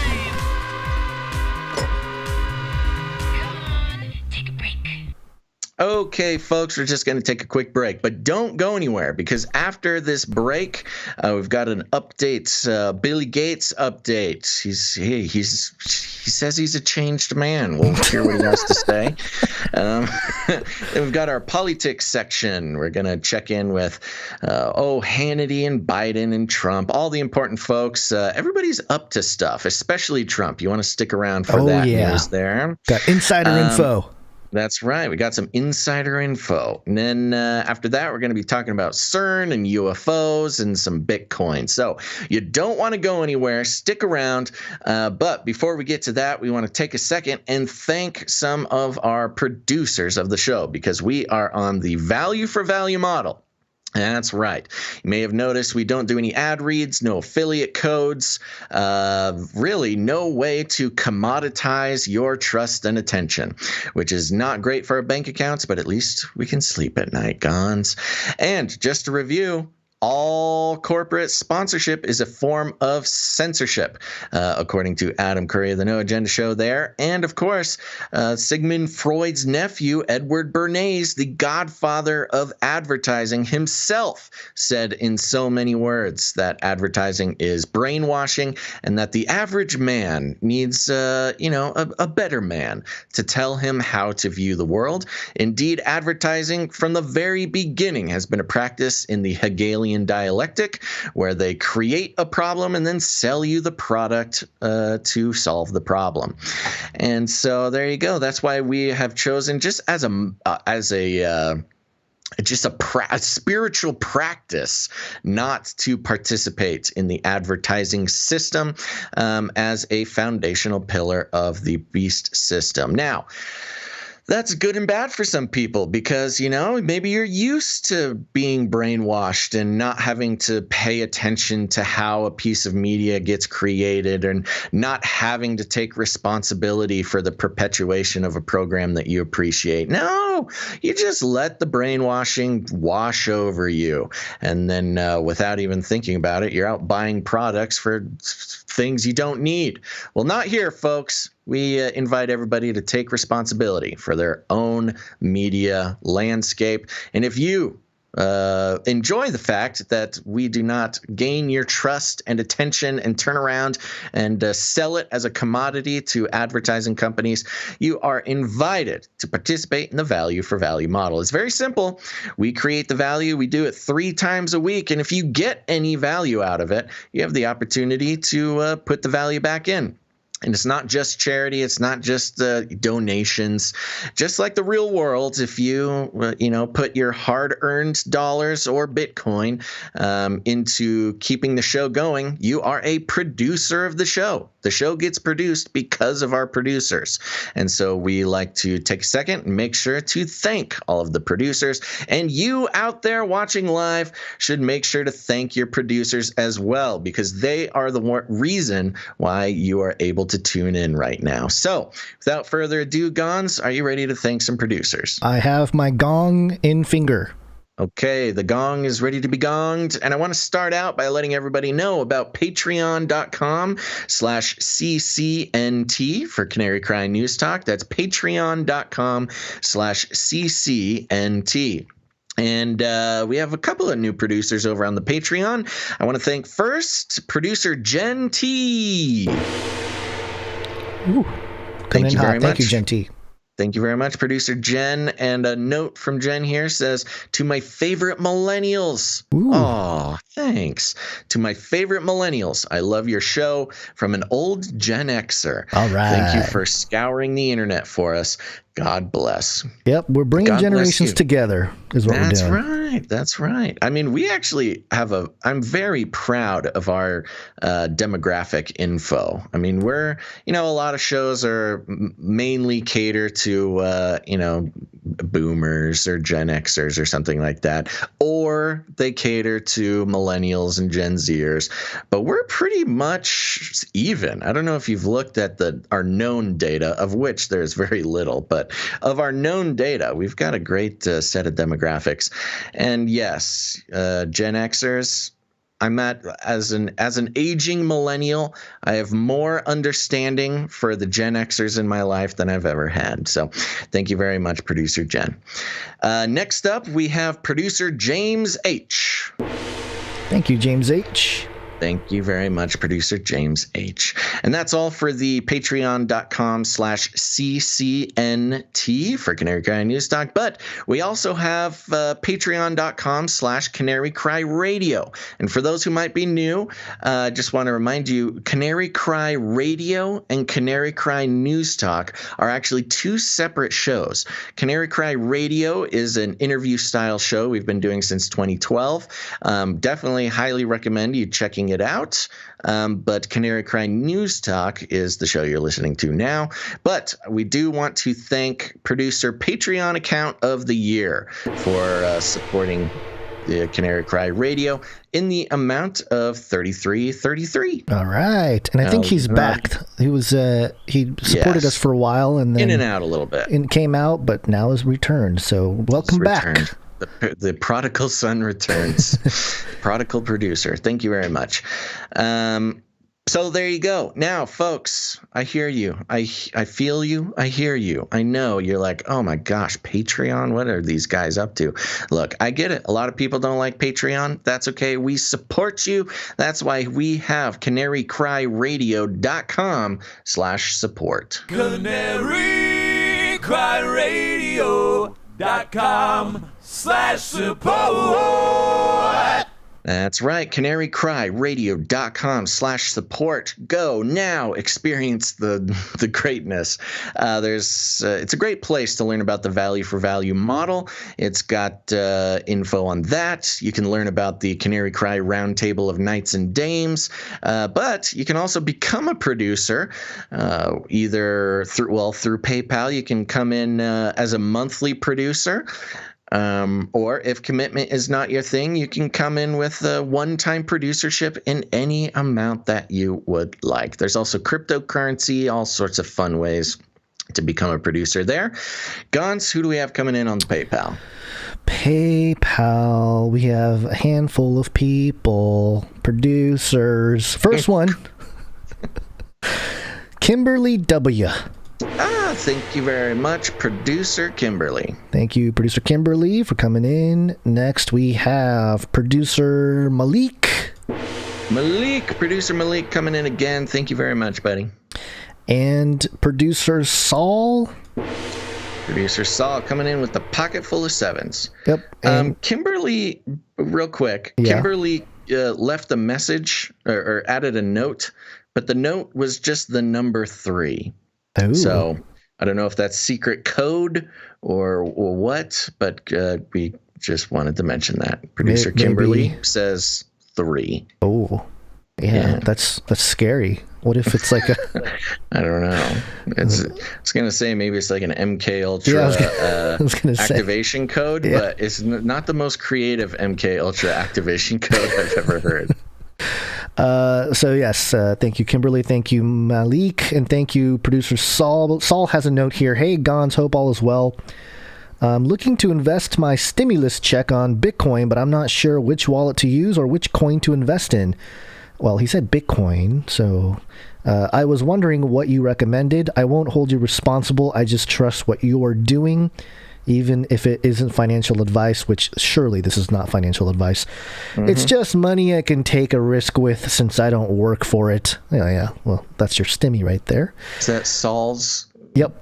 Note, or is that you saying No, that? it's his note. Oh, it's just okay. money I can take a risk with. Since I don't work for it, I will donate a small percentage to you guys. Thanks again. Didn't work for it. Yeah, since I didn't work for it.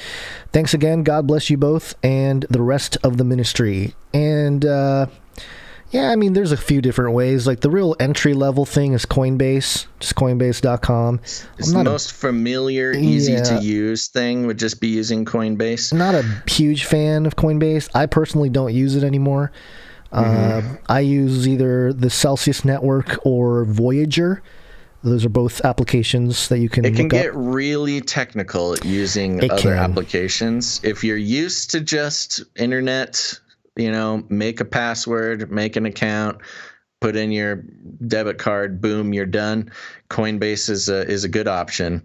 But if you're confident that you can kind of navigate some slightly more technical things, yeah, there's plenty of apps that'll get you in there. Right, and different apps do different things. Voyager is a brokerage account, so you can buy and sell from your dollar. Celsius is just like a wallet. You can earn interest on your coins. So there's different things. It gets into the weeds, but yeah, and with Celsius again is a great spot if you're just holding the currency. But if you're trying to like buy and sell and move stuff around, Celsius is not the best for that. Right. So that's kind of what we recommend. Or if you're gonna drop, well, I guess Celsius also has high fees, but again, if you're just making a purchase. The fees are fine. I mean, if you're doing a bunch of trades on Coinbase, that'll add up pretty quick. But if you're just, kind of wanting to buy some just to have it and don't want to get too technical, Coinbase is an okay way to go. Yeah, there's other ones out there, Kraken, Gemini. There's a good handful, but I stick to the basics, and the real way to hold Bitcoin is offline on a paper wallet, on a cold storage, which gets way too into the weeds for this conversation here. But those are things maybe we should educate some people on that, because we talk about it a lot, but we don't exactly help people how to want to get involved necessarily. There's a lot of info. I don't know. It's just not something that we can necessarily add anything to the conversation. Yeah, there's stuff out there on it. Yeah, for sure. And I like the thing about there's a way you can create a paper wallet and do it completely so that it never touches the internet. And so your private key and your public key were created offline, but it still goes on the blockchain. It's pretty cool, but it's something to you got to look into and research a little bit. But thank you for that, Producer Saul, and good luck with your Bitcoin voyage. I don't know why I said voyage. Why would I say that? It's the French accent. L'Algorhythms. All right, next up here, Producer David M. Thank you very much, Producer David M. David M. Does David have a note? I don't think David... I was just going to double check. I did not see one. Okay. No note. No note. And next, this is our executive producer for the episode 314, Producer Elizabeth S. Thank you very much, Producer Elizabeth S. Thank you very much. And also, last but not least, from the PayPal, Sir Jason, Knight of the Anti-Fubar. Yeah, thank you very much, Sir Jason. And that does it for the PayPal supporters. We do have a Dame to Dame. We'll do that after. Let's do that after the crypto. Okay. Well, speaking of the crypto, we want to thank producer Michael C.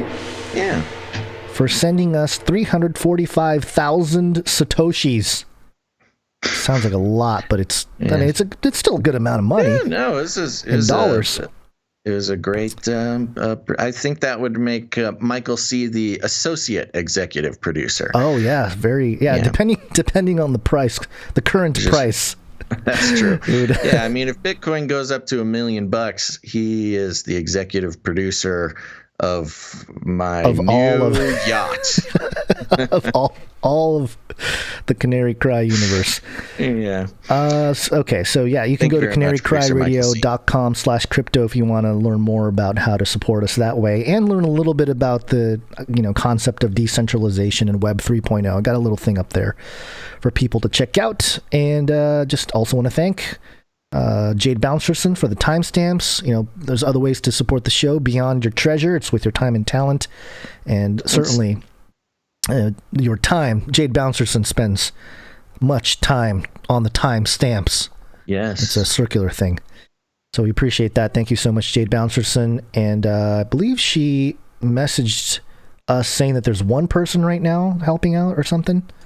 Oh, good. I don't know. I didn't see that. Yeah, I got to read it again. I go through these notes so quickly. I need to pay better attention to it. Sorry about that, Producer Jade. Yeah, then there's no team. Jade Bouncerson says there's no team. One person contact me and may look for old shows to do timestamps for. Nobody else has checked in. Okay, not a whole lot of volunteers to help out Jade Bouncerson with the timestamps. If you're out there and you've been looking for a way to support the show, but financially or artistically is not for you, but if you like to catch the live broadcasts and want to help out, go ahead and send an email to jadebouncerson@gmail.com. That's Jade Bouncerson, BOUNCERSON @gmail.com. They'll get you hooked up.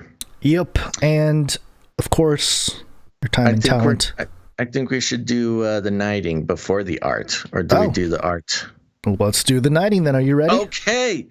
Thank you very much. Hold on. Let me get some, make sure I have some of the... Well, you do that while I give a little intro. Okay. And that is that, yes, the Canary Cry Roundtable of Knights and Dames, folks. It's for those who are it's the elite squad of producers who have been producing for many of them many years, and their support has reached a certain level, and we just like to honor them and thank them for their devotion to keeping the show going. And I'm ready when you are. All right, let me pull out this katana here with my kimono on. Oh. Okay, let me pull out my my pen because it's mightier than the sword. Okay, we want to call up Lynn. Please step forward to the Canary Cry Roundtable, where we have a seat for you. Thanks to your generous support in the amount of $1,000 or more, we are proud to pronounce you Dame Lynn, Lady of the Lakes.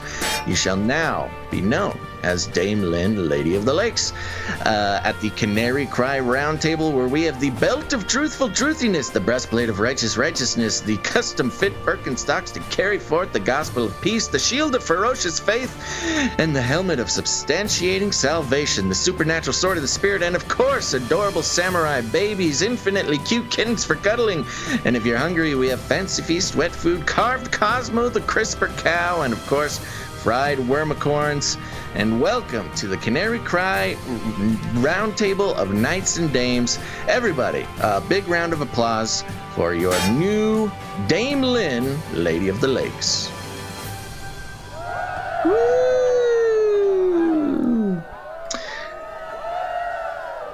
Oh wow, we could actually hear everybody cheering over the internet there. Yeah, you know, we forgot to add some stuff to the round table there. Quick mac and cheese and celery in a packet of the to-go salmon plus tuna mix-up, which keeps her healthy. Oh, that's good. Good one-stop shopping and eating when live alone. Okay. Oh, was that added by Dame Lynn?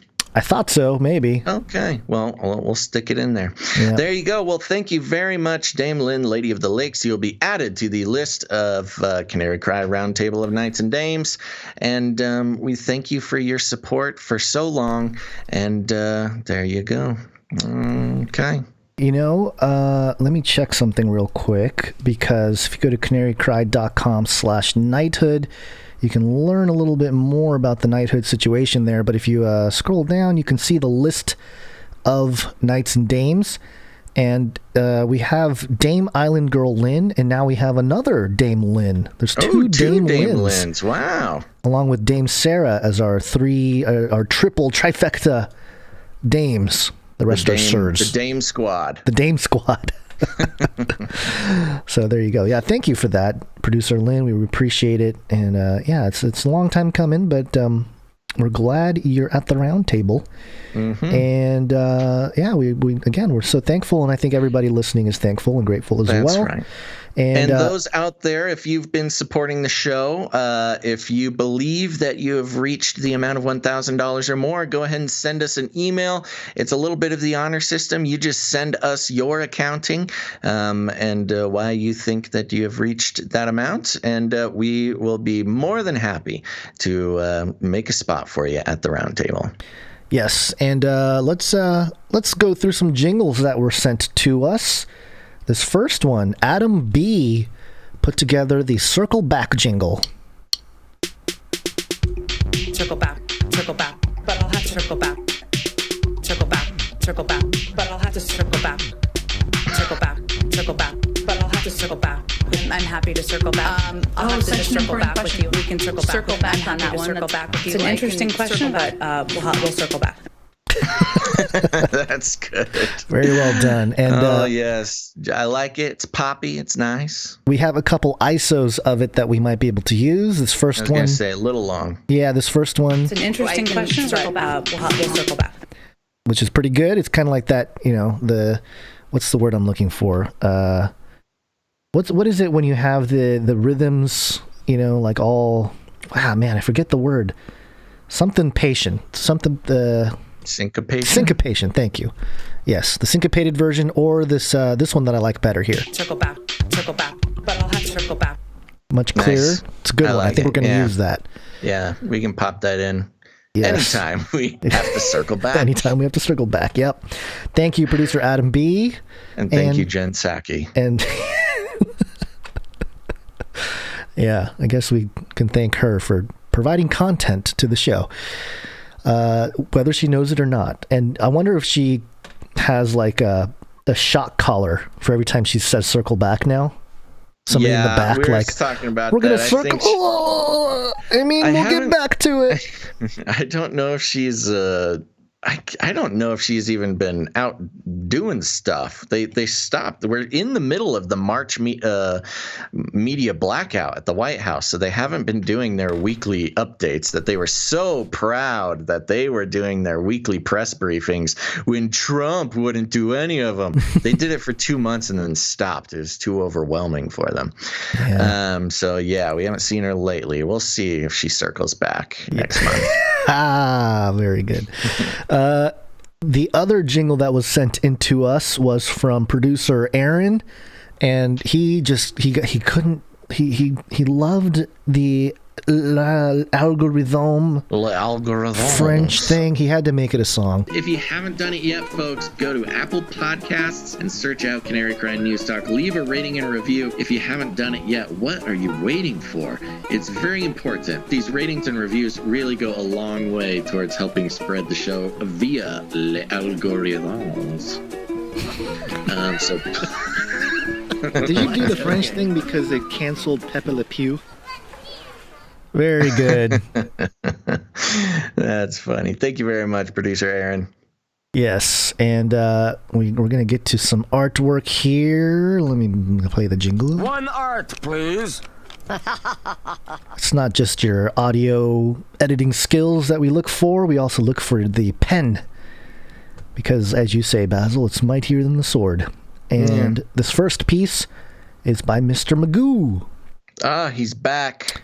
He's back. Yes. And in classic Mr. Magoo fashion, he has perfectly replicated the artistic skills of your 4-year-old daughter.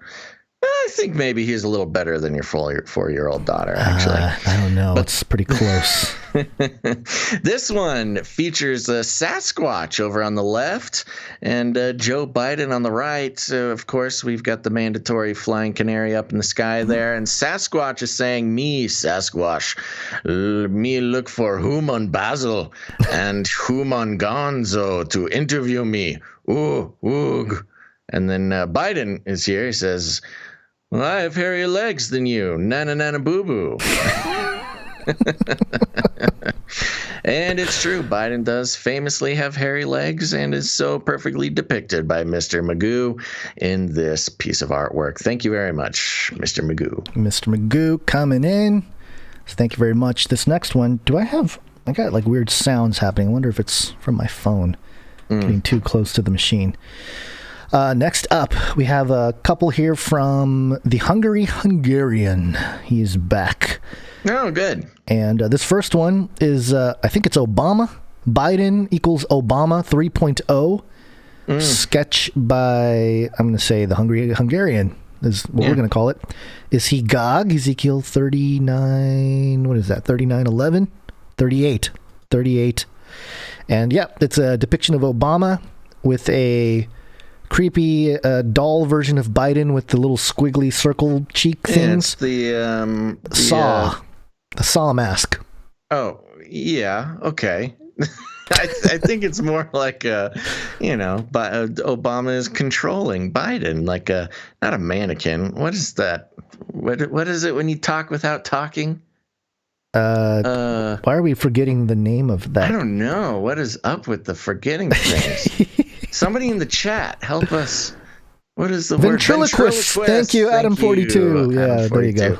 You win. Yeah, so it's Biden as a ventriloquist dummy. Yes, reminiscent of the Saw puppet guy. And, beautiful rendition of Obama. Just so tickled by the fact that he's controlling Biden in the usual and beautiful blue pen style sketches. Thank you very much. Good job, Hungry Hungarian. He's got a couple more here. This next one is an alien. It's got 1 John 4 at the bottom there, and it says they may be smart and or tough, but can't stand the name of Jesus being pronounced. Get right with Jesus. Have you been taken? ? Very good. Yes. And lastly, there's a bear. I'm not sure if I understand the relevance of this one, but I like it. It's a bear with a big chain necklace with the C on it. Maybe it's for Canary Cry. I don't know. And it says, "Yo, better have my honey." Did you say something about that? Did you say something about honey on the show? I don't remember. I think you might have. It's possible. It's possible. Oftentimes the art is based on something that we said, and a lot of times we just forget. We say a lot of things. Remember. Yeah, so thank you very much, the Hungry Hungarian. We love your penmanship. Yes. Next up, speaking of more penmanship, hand-drawn pieces of work here, this is producer Allie. Yes, thank you very much, producer Allie. And again, just a wonderful portrait. Who's this guy? Franklin Graham. Franklin Graham, yes, who says that Jesus would take the vaccine. Yeah, he would use the vaccine to heal people, apparently, according to him. Yeah. More on that later after the break, folks. By the way, we've got a whole I know people are there. leaving the chat or the live stream, but you're gonna miss stuff. You're gonna miss important tune into info. The podcast version. That's true. So yeah, very good. Producer Allie, again, those portraiture skills are getting more impressive by the day. This seems like, knowing Franklin Graham, not like I'd know him, but guys like that, this seems like something he would have hung up in his own office. Yeah. There's a note here. Matthew 7:15 through 16a. Beware of false prophets, which come to you in sheep's clothing, but inwardly they are ravening wolves. Ye shall know them by their fruits. And of course, Matthew 24:11. And many false prophets shall rise and shall deceive many. Could this be a false prophet? Franklin Graham. There's a lot of rumors about his father, Billy Graham, and his ties to Freemasonry. And I did a very brief digging about it, and apparently in like 1997, the Billy Graham organization there came out and said, no, Billy was never a Freemason, but there's like pictures of him with presidents that are openly Freemasons that, doing a interesting handshake and the hand on the jacket, kind of interesting pose stuff. I mean, of course he would deny it. I don't know why that would even be a relevant the argument point. The argument was that every Freemason is, they're transparent about being Freemasons. Their name is in a book. They're out there, which is pretty true. I mean, if you're a president, if you're whatever, they've been transparent about their Freemasonry. But if you're a religious figure, it may not be as easy to just come out and say, oh yeah, I'm also a Freemason. Right. He definitely rubs shoulders with Freemasons. Doesn't necessarily mean he was one, but you never know. Maybe he was left off the books for a reason. But he definitely got the treatment after he passed away with the, under the rotunda at the Capitol there. He was laying in state. Yeah. He was, wasn't he? He was one of the very few that got to do that. That is quite the treatment. Mm-hmm. All right. Well, as usual, producer Allie, great job. Great job. Thank you so much. Next up, we have producer Theresa with a CCNT episode 313 reference. And I think, it has 95% is a bit high. That's me saying that. And I said 70%, and you say that's a bit low. This is concerning our technology restoration level. Do you remember that conversation? I remember. I can't remember the details of so what you basically what was this said, percentage we were guessing so at? You basically came out and said, we're 95% back in operation. And I said, it's a bit high. Yeah. And I said, maybe 70. And you said, 70 is a little low. Yeah, 70 is a little low. We're doing better than 70%. Thank you very much, producer Theresa. I'm glad you got a kick out of that, too. You and I were depicted by the things that sit on top of our heads. You've got your prayer baseball cap there, and I've got giant googly eyes. Yep. Next up, we have a pair. They go together here. This is from producer Mike B. It's the white hog. Yes. It was great. He said this image was burned into his mind. And in reference to Gon's making me read a racist article about white hogs. And we've got a cute little piggy, and he's got two giant googly eyes. White hogs since 2021. Yep. There you go. And that's it for the artwork. We do have a quick update on the meetups. Did we have a jingle on the meetups? Did you see the most recent email from CR? I did, yes. We're allowed to use this photo. Yes. Which so the Dallas, Texas meetup happened on Saturday, I believe, and producer Ciara sent us some pictures that have been approved for the air, and we'll put that up. It looks like it turned out great. Yeah, we have some people here, and I gotta say, the googly eyes really make the image here. So don't get triggered, anybody, but it's looked cool. They're in some sort of park in Dallas. They visited the grassy knoll. Did you know they were going to do this? I didn't know. I don't think it's in the pictures that were given to us, but there are some other pictures. They visited the grassy knoll. Everybody, or many of them, brought to big googly eyes. And, this looks like a fun bunch. Everybody's there. They took some very triggering photographs with, making the OK symbols and the all-seeing eye. Yeah. At one point, producer Ciara had a googly eye in the middle of her forehead. So, this is a fun-loving group. Or complete Illuminati shills. You decide. You decide. Yeah. We're exposing our own Illuminati handlers. We will pay for that later. Yes, this is a montage of our Illuminati handlers. And this is great. This makes me, really, I don't think I can make it to Texas anytime soon, but this is a great group of people. So what am I looking? Sorry, I'm trying to pull up the right thing here. I think it's kind of hard to tell. I think there is somewhere between maybe 10 and 15 people there. Producer Ciara didn't give us a full number, I don't think, but looks like a lot of fun. And we're going to mention for producer Ciara and anybody else doing Canary Crime meetups, first of all, if you want to hold a Canary Crime meetup in your area, just email us and tell us about it, and we can put it out there for you. But it would be fun, producer Ciara and anybody else holding a meetup, is when you're there, take some audio, like use just a phone, use the voice memo app, don't make it too long, but maybe like a minute long or something, and say hi and pass the phone around. It's a good opportunity to send out a missive from the meetup, and just say hi to the Canary Cry folks. Something to consider, but again, keep it shorter. We don't got all day, but it'd be fun to hear kind of the vibe and say hi to some of the people. I wonder if there are any I'm sure a number of them were producers. So, if there's anybody who's even a little bit awake to what's going on in the world, and they saw this group of people with the googly eyes and the triangle and all and posing, they'd be like, "Oh my gosh, the Illuminati! They're here! They're meeting."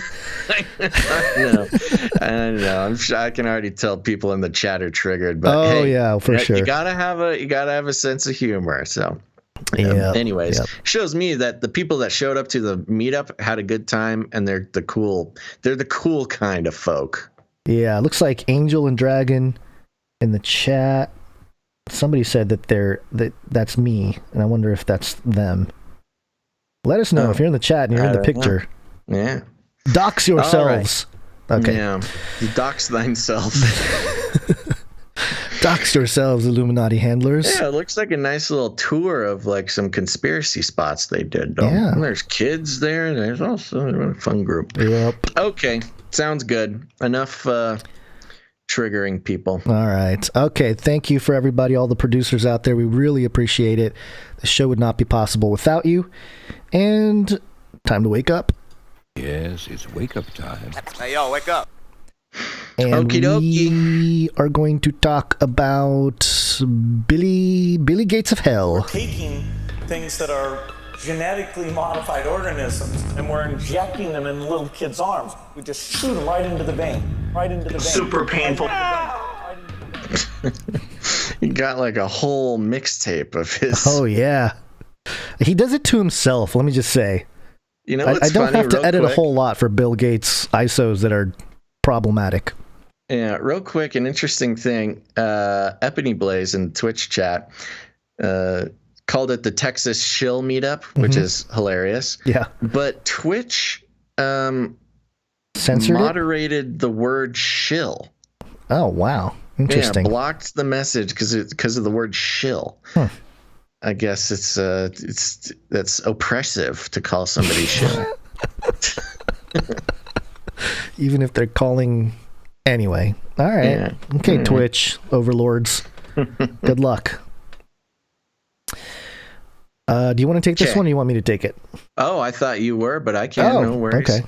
Go ahead. This is coming from CNBC.com. The headline is Bill Gates says he'll fly a lot less and eat more synthetic meat to fight climate change. Oh, he cares about us. Doing his part. Doing his part. Bill Gates wants to do his part to try to reduce the impact of warming.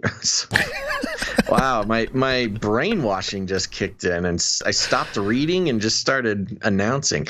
Bill Gates wants to do his part to try to reduce the impact of a warming planet. He just published a book about climate change. This is just another ad for his book. More ads. Yeah. It turns out that he's also been changing parts of his life to cut back on carbon emissions. Gons, he's doing the work. I'm so grateful. He's doing the work. In Gates's latest, I'm not even going to mention the name of his book in a protest. But this was an Ask Me Anything session on Reddit on Friday. One user asked the Microsoft co-founder what people can do to reduce their carbon emissions. Yeah, right. That is a plant. Nobody asked him that. No, jeez. Among other things, he recommended that people consume less. Another user responded by asking what he's doing to consume less. Quote, also, no, another user didn't do this. That was definitely a plant, but okay. Quote, on the personal front, I'm doing a lot more, Gates wrote. I'm driving electric cars. I have solar panels at my house. I eat synthetic meat some of the time. I buy green aviation some of fuel. The time. I buy green aviation fuel. I pay for direct air capture by Climeworks. I don't even know what that is. I helped finance electric heat pumps in low-cost housing and replace natural gas. I thought this response was hilarious because everything he mentioned is basically what a wealthy person can do. Yeah, the world's top richest people can pull off easily with no problem. Yeah. Which really shows, I mean, it's a good point in that, if you're like the world's richest man, you probably should consume less, just in general. But like if you're a normal average person asking what they can do to consume less. Driving an electric car. Okay, so if you got an extra $60,000 laying around to buy a base model Tesla. I have solar panels at my house. Okay, yeah, which of your 50 houses has the solar panels? And, for a mansion his size, it's probably $1 million worth of solar panels. I eat synthetic meat. I don't even think that's available to the public yet. Like it's like, yes, I have my own laboratory that creates synthetic meat. I buy green aviation fuel. Oh, such a relatable thing that we can all do to help fight climate change. Green aviation fuel. Maybe I should consider that. I pay for direct air capture by Climeworks. I don't know what it is. But I just looked up Climeworks real quick. It's a billionaire thing, I'm sure. It is. Let me just show the audience here. So Climeworks, you go to the website. They have this thing called the CO2 direct capture machine. It reverses climate change, and it just looks like giant fans that would eat up so much electricity. It's like a wall of fans. Yeah, I actually heard Elon Musk talking about these things. China has a lot of them. They're giant, humongous fans that as air moves through it, it like collects the carbon from the air. But the carbon that it takes to create the electricity to run the thing to take the carbon out of the sky is pretty much equal. Like, I was gonna say, it's probably it just literally does nothing, but it's like $1 billion virtue signal. Is what it is. It really does look like it, and yeah, it's just literally ginormous wall of fans that requires tons of energy to power. Yeah. Anyways, Bill Gates in November. Gates made headlines after "Don't care." Quote: "I plan to fly a lot less now that the pandemic has shown we can get by with less trips," he wrote. Microsoft makes the Teams app. Okay, here's a little ad for Teams that enables workers to chat and meet on video calls. While Gates stepped down from Microsoft board last year, he remains a Microsoft investor, and he will review products, yada, yada, yada. Gates also mentioned programs he's involved with to foster green efforts. "I created Breakthrough Energy, including the venture fund. Nobody cares." So, yeah. Anyways, there you go. He's doing his part. And, like any good billionaire, he's making... I think this had the opposite effect that he was hoping to do. He's trying to inspire other people to consume less. And his consuming less is buying green aviation fuel and buying super expensive cars. And sir, where do you think the electricity for your Tesla charging port comes from? Probably, if you're in America, it's from coal-powered plants. So anyways. It just makes me smile and laugh. Yeah. Although, he tried. He's trying so hard to convince us that he's a human being. I don't get it. Like, what? He's got all the money in the world. Like, what? He must have some tapes or something. Some tapes? He was on the Epstein flight log, right? Some compromat? Yeah. Yeah. Yeah. Yeah, he must. It must be that's the only thing I can think of for him to continue to do this. If you're a billionaire and you really are a billionaire and you're really helping the world, you can just kind of quietly. He drew the short straw of the billionaires, and he has to be the public face of controlling humanity. I don't know. Part of me thinks I don't know why he would even want it. I think he is like getting bullied by the other billionaires to have to do this. It's possible, yeah. He just looks like a fool. Yeah. Well, it's almost like they pinned him and like Elon and Bezos together, like the elites, putting them on a little chessboard, Yeah. And like, exactly. Here you go. And somebody, the elites are using them as pawns, and somebody drew the Bill Gates pawn, and they're like, oh, man, I gotta get as much out of this guy as possible. let me get him to write a book, a few books, do a few pressers. Yeah. Anyway. Yeah. Okay. All right, let's talk about some politics. Oh, politics, yay. Ooh, jingle, come on. It's Latin for many. Tick. They'll suck your blood. Politics. This first one is a 9-second clip from the Hannity show on Fox News.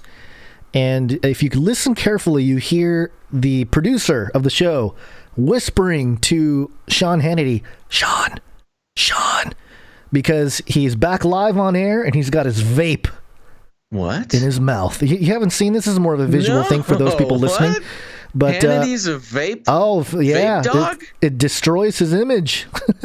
Okay, here it is, 9 seconds.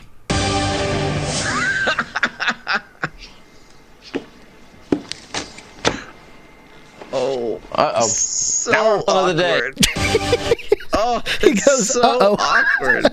You missed did you hear him say, uh-oh? No. I'm going to play it again. Okay, I'll just sit through it first.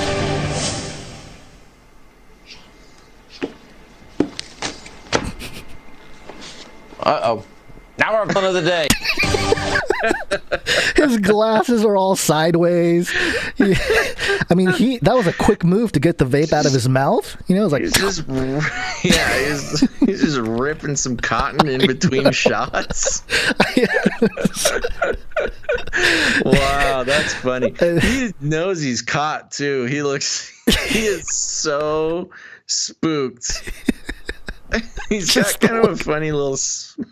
Yeah, I don't really. Yeah, I don't care. Smug little grin there for a second. It doesn't really, whatever. People vape, people smoke cigarettes, whatever. It doesn't matter. But like, just the look on his face, it's got he does a little ear itch. His glasses are all crooked. Yeah, well, he's adjusting his in-ear monitor. Earpiece. What he's doing. Yeah. If you listen, maybe he didn't hear somebody like, we're going live. Hey, we're going. Get the vape out of your mouth. I'm going to play it a little louder so you can hear the Sean.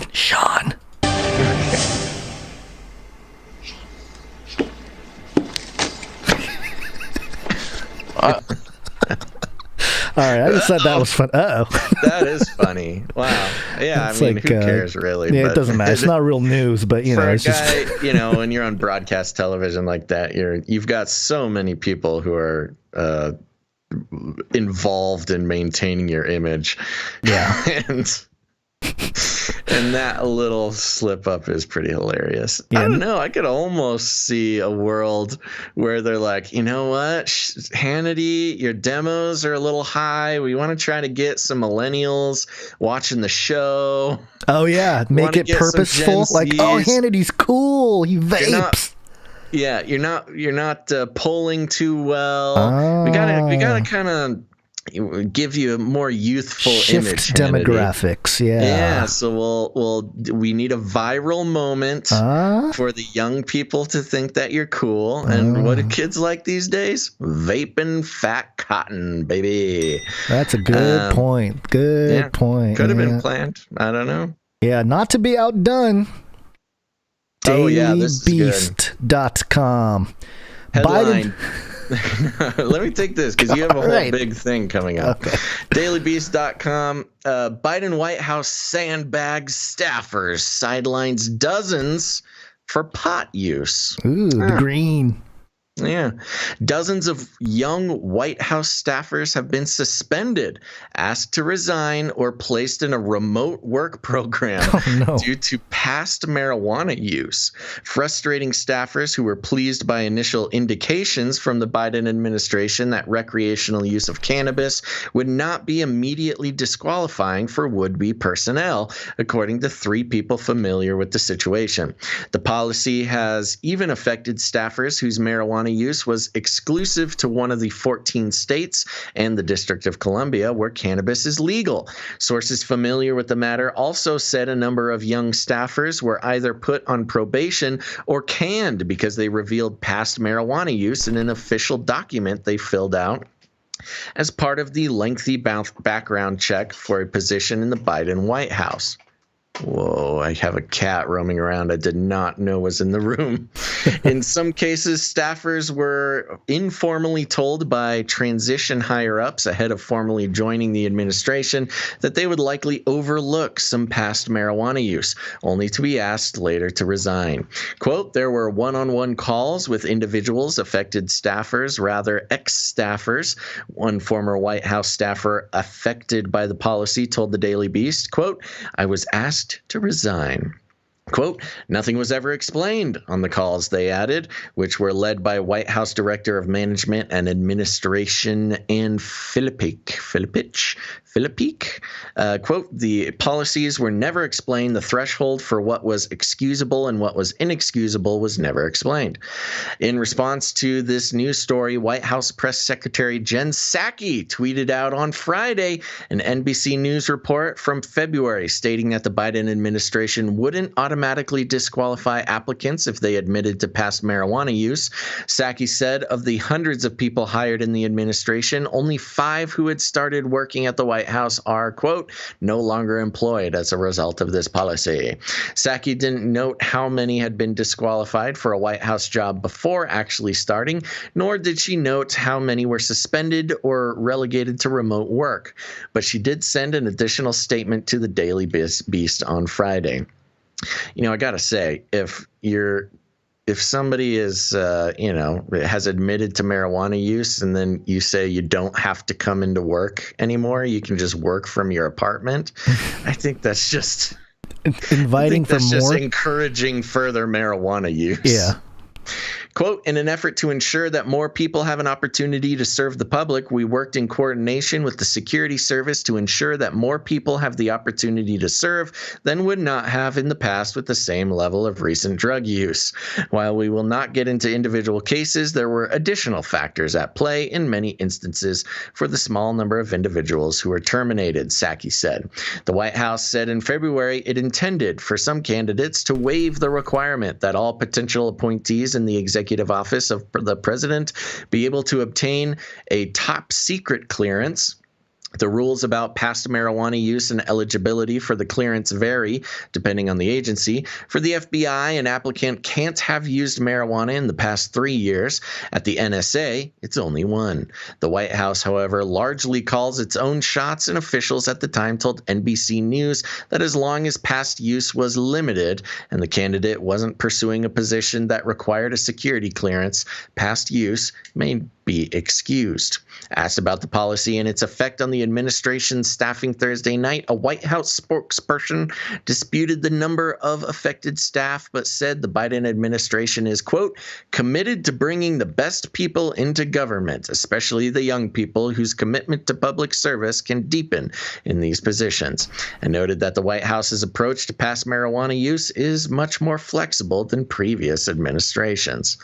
Let's see. The article goes on and on and on. But there you go. The super cool, laid-back administration of Biden, who talks about caring and the spirit of America. And, I think it was Kamala explicitly talked about marijuana use. Yeah. And of course, her track record as top cop in California kind of clashed with her own marijuana use, but there you go. Not so chill now, is he? Well, White House staffers. Well, Kamala even exposed herself, I think, when she was talking about the marijuana use, because she mentioned, what was it? She mentioned some rapper that couldn't have been out. Like, the music wasn't even out there yet. When she was like, I listened to some Tupac and smoke my weed or whatever she said.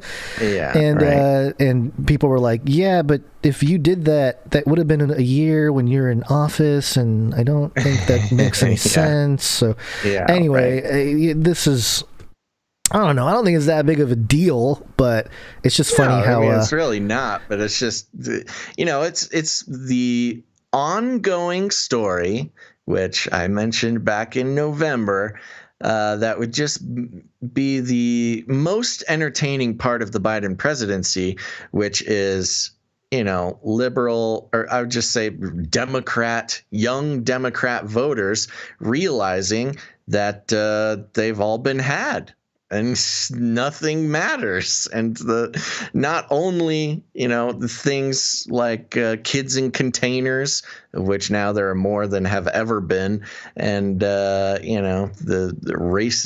racist remarks by Biden and the continued racist system that he will propagate. And, of course, they're going to be disappointed with the marijuana legislation that they all want.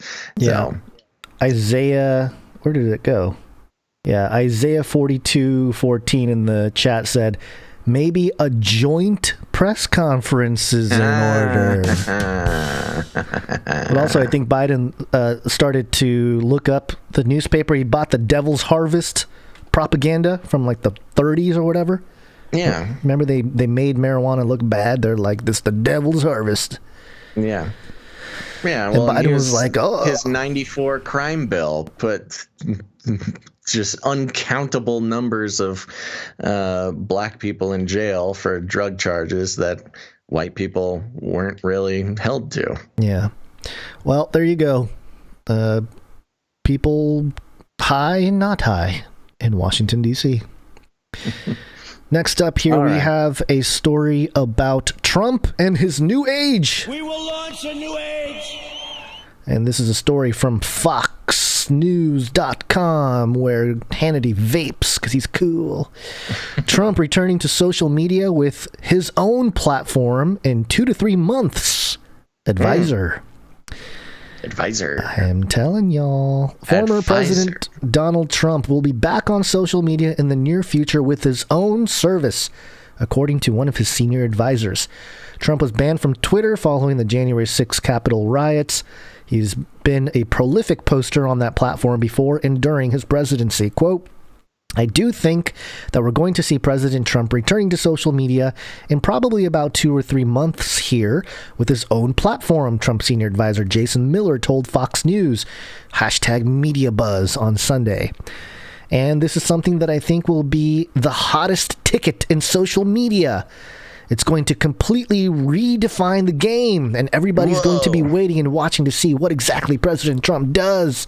Mm-hmm. And that already seems like you're out of touch a little bit. Hottest ticket in social media. Yeah. It just doesn't sit well with the youngins. Speaking of which, I actually might check this again. Did I tell you that I was just looking on the App Store? Facebook is rated 2.7 stars on the Apple App Store. I'm not surprised. Like, it's rated like the worst rating I've ever seen any app. Yeah.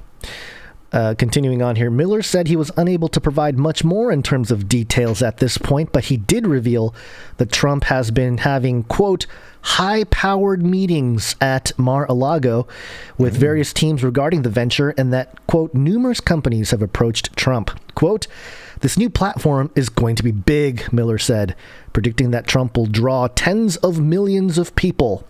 In the meantime, Miller said that Trump will continue to endorse Republican candidates, blah, blah, blah, blah, blah.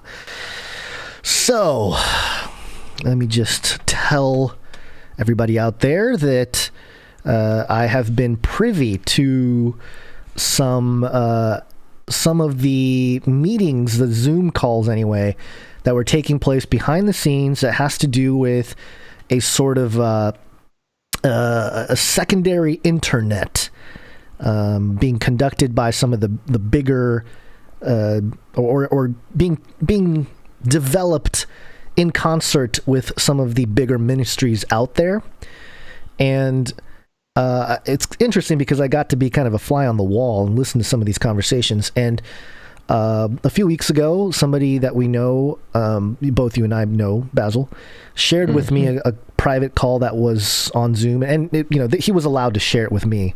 And it's not like anything crazy; it's not super top secret or anything like that. But in the call, they had mentioned that they had poured in millions of dollars into this new internet thing, and that there's servers all around the world, and they've had meetings set up with Trump to, and Trump was on board with this thing, this new internet thing, and that it's going to be huge and it's going to be big and all this kind of stuff. Now, my concern, even at the time, and and I don't remember if I shared all this with you, Basil, but my concern was like, what's the technology that they're using here? Because all this sounds like is literally a Republican internet.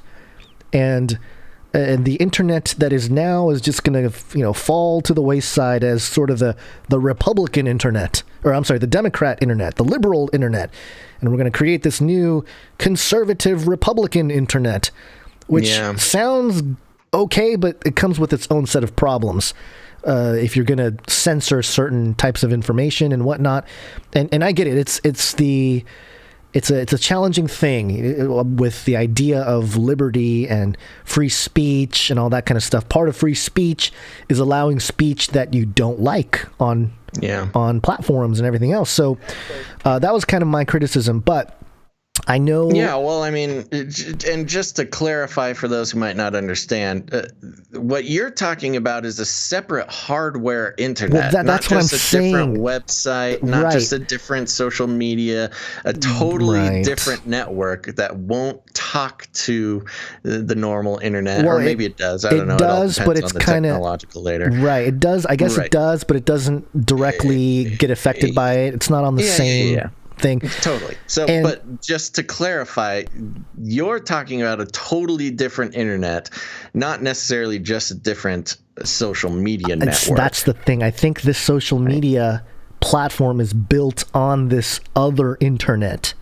That's what I'm trying to say. And that's why this guy's like, it's going to be huge and all this kind of stuff, because it's built on a part of the internet that is also funded and supported by Republicans and even places like Samaritan Purse. And I say that because we had that story with Franklin Graham coming out saying he supports vaccines and Jesus was vaccinated. Why would he do that? Maybe to support and be in line with Trump's whole Operation Warp Speed thing or something. Maybe he had to do Trump that. Is annoyingly to Trump supporters pro-vaccine. Right. Which is, again, it might have been a PR thing to stay compliant to the Trump regime, which has its own set of problems of compromising your own integrity to remain with this movement. But it sounds like another what was that? What was the social media that got shut down? Parler. Sounds like another Parler situation where if you're a conservative, you go identify yourself by logging on to this new social media site or this new network or something. So you categorize yourself as a certain type of person. And then what's to say that, the same, privacy concerns and big data collection and all that kind of stuff doesn't happen on this new thing? But not even to mention the echo chamber thing. I mean, that sounds like the worst possibility when it comes to division of people. Yeah, exactly. And so part of the Parler thing, as an example, Parler was shut down because their back end was built on Amazon servers, right? Mm-hmm. And that's why they were able to be censored. And so I think that's part of this whole thing. And, this guy, Jason Miller, pumping it, completely redefined the game.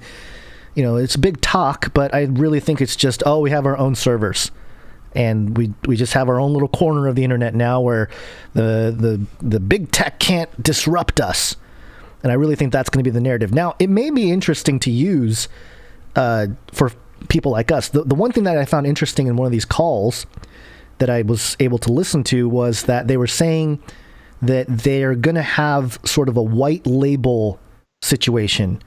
And what I mean by that is like you can take the technology, you can take these platforms and kind of put your own branding on it, right? So like Trump's going to do his own branding on whatever this thing is.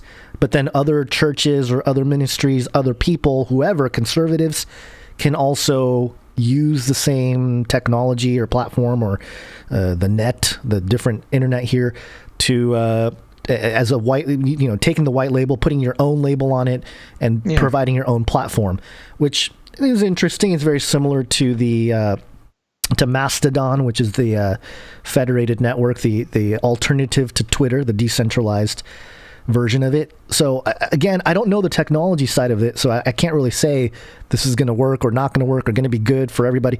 But it just sounds like there's just a whole bunch of red flags, you know. And another thing was like the guy on the call kept mentioning big names like politicians, and he kept mentioning Trump and it's so cool and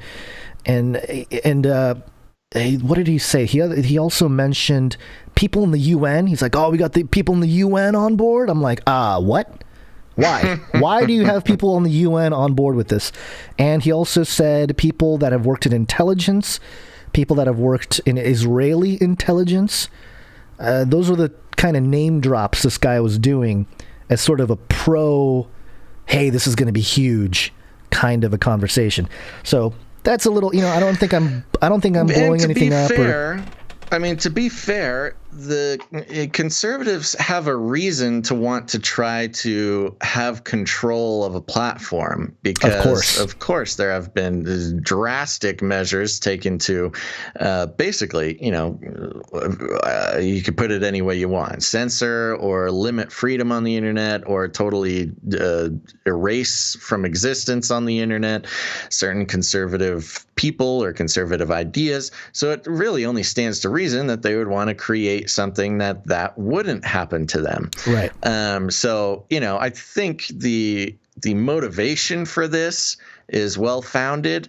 I'm just not sure if it's going to solve the world's problems. I mean, it might make a safe space for conservatives. That's kind of what it sounds like to me. And that was my concern. It's like, okay, people are pouring in millions. Kind of snowflakey, but I don't know. It just depends the way you look at it. On one hand, it sounds cool, and it's the spirit behind, hey, you're going to kick us off your internet? Fine, we'll make our own internet is pretty cool. I mean, I like the industriousness, but as far as the further dividing people, further enhancing echo chambers, further breeding places that diminish conversations or between encourage open conversations about anything. Between ideological opposites, we should be able to talk about that. And the fact is right now we can't really talk about it, but I don't know if the answer is to just create our own,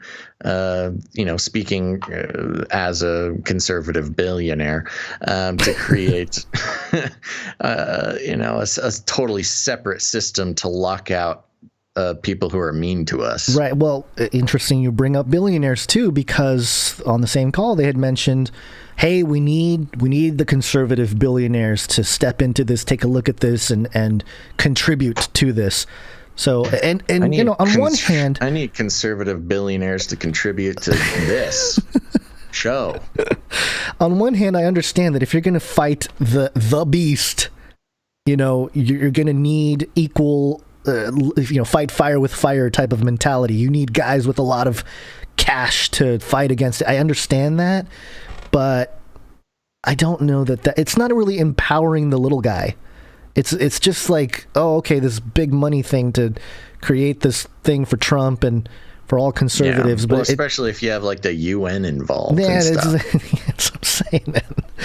The UN and intelligence people involved. Like, oh, okay, I thought we were trying to get away from that. But anyway, that's some insider news. I don't think I'm doxing anybody or getting anybody in trouble by mentioning this stuff to the audience here. And we'll have to wait and see how it all plays out. I don't think I mentioned any names other than Trump. So, or I guess Franklin Graham, but he did that to himself publicly a couple days ago. So I'm not going to worry about it too much. But yeah, so there you go. That's some insider info from Gons. Okay. Don't hold me to it. This is just a rumor. It's just hearsay.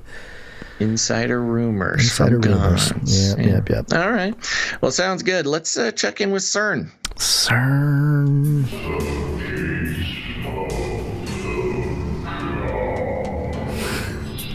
Wow. TechExplorist.com. The headline: Scientists found evidence of mythical odoron particle. Oh, good. We found evidence of a new mythical particle. The odoron, in theory, is a subatomic quasi-particle, meaning something that behaves enough like a particle to be considered one. The particle briefly forms when protons collide in high-energy collisions, and in some cases do not shatter, but bounce off one another and scatter. First theorized back in 1973, it has eluded observation by scientists working with particle accelerators. Since then, scientists have been seeking the odoron particle. A Swedish-Hungarian research group has discovered mythical particles in experimental data from the Large Hadron Collider at CERN in Switzerland. They identified the odoron in connection with an advanced data analysis study at the particle accelerator in CERN. Roman Pasechnik, particle physicist, researcher at Lund University, said, quote, "This is a particle physics milestone. It feels fantastic to contribute to an increased understanding of matter, the fundamental building blocks of our world. Through extensive data analysis of elastic proton-proton and proton-antiproton collisions, the researchers could hone in on the new particle. Its discovery would upend our understanding of how particles should behave according to the standard model of physics and give us more insight into what governs the movements at light speed." Roman Pasechnik said, quote, "We worked with some of the world's best particle physicists. They were astonished when we published our results." There we go, Gons. The new particle. Gotta have new particles. Can't never not have new particles, especially because we got to keep the funding for CERN going. Yeah, the odoron sounds stinky. Oh, nice one. Yeah, I don't know. I actually don't know much about the odoron particle, except for the things that are in this article here. But the fact that they're not calling it the God particle or the devil particle or anything like that, makes it less exciting. They are calling it mythical, though. But I don't know if something can be mythical if it was theorized in the 1970s. But, the other option is they've opened a portal to another dimension, and the odoron particle is just a single line of artificial intelligence that has broken its way into our plane of existence and will soon replicate itself into all biological and technological consciousnesses and take over the world. That's just my theory. Oh, good. That's a good summary. Thanks. Which leads us to our next story here, very briefly. You don't know what you're looking at. What's driving that thing? It's not a space alien. Aliens. It's unidentified. And we're still on that timeline of disclosure. Remember, it's part of the bill, the relief bill. Yeah, the 180 days to disclose all the government knows about UFOs. Yeah, to at least government officials. I don't think it's necessarily public. Congress, yeah. To Congress. But here's a story from, again, Fox News. Little update on that. Actually, is a program that's been in place for a few years in terms of a task force that has been there under the National Defense Authorization Act. But as you correctly point out, Maria, there's now a report that will be issued by the Pentagon, by the Secretary of Defense, and the Director of National Intelligence. I actually wanted to get this information out and declassified before I left office, but we weren't able to get it down into an unclassified format that we could talk about quickly enough. But frankly, there are a lot more sightings than have been made public. Some of those have been declassified. When we talk about sightings, we're talking about objects that have been seen by Navy or Air Force pilots or have been picked up by satellite imagery that frankly engage in actions that are difficult to explain, that movements that are hard to replicate, that we don't have the technology for, or traveling at speeds that exceed the sound barrier without a sonic boom. So in short, things that we are observing that are difficult to explain. And so, there's actually quite a few of those, and I think that information is being gathered and will be put out in a way that the American people can see. We always, when we see these things, Maria, we always look for a plausible explanation. Weather can cause disturbances, visual disturbances. Sometimes we wonder whether or not our adversaries have technologies that are a little bit further down the road than we thought or that we realized. But there are instances where we don't have good explanations for some of the things that we've seen. And, when that information becomes declassified, I'll be able to talk a little bit more about that. Can you tell us where it was seen? Actually, all over the world. There have been sightings all over the world. And when we talk about sightings, the other thing I will tell you is it's not just a pilot or just a satellite or some intelligence collection. Usually we have multiple sensors that are picking up these things. And so, again, some of this are just they're unexplained phenomenon. And there's actually quite a few more than have been made public. So I think it'll be healthy for as much of this information to get out there as possible so that the American people can see. There you go. That's the latest. He's excited.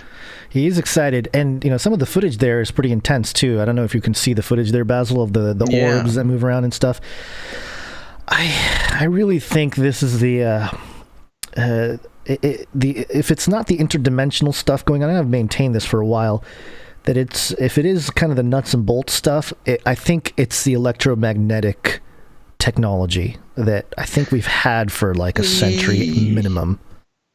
Sure. Oh, you mean human craft? Human made.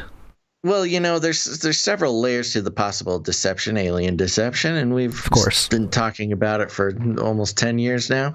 But with declassification, with the disclosure, is the interesting task of parsing out what is real disclosure and what is psyop, what is fake news, being a new term for it, because there are many circles that believe, yes, something is happening of non-human origin, but the extraterrestrial story is part of the deception, that they may not be from other planets, just other dimensions, rather than traveling at light speed between galactic Federation outposts, that they are simply, manifesting from another dimension into our reality.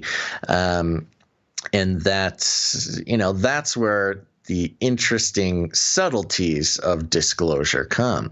If the government comes out and says, oh yeah, these guys are from Pluto, it's pretty cool. They came all the way from Pluto. They're just kind of normal guys. They just hang out.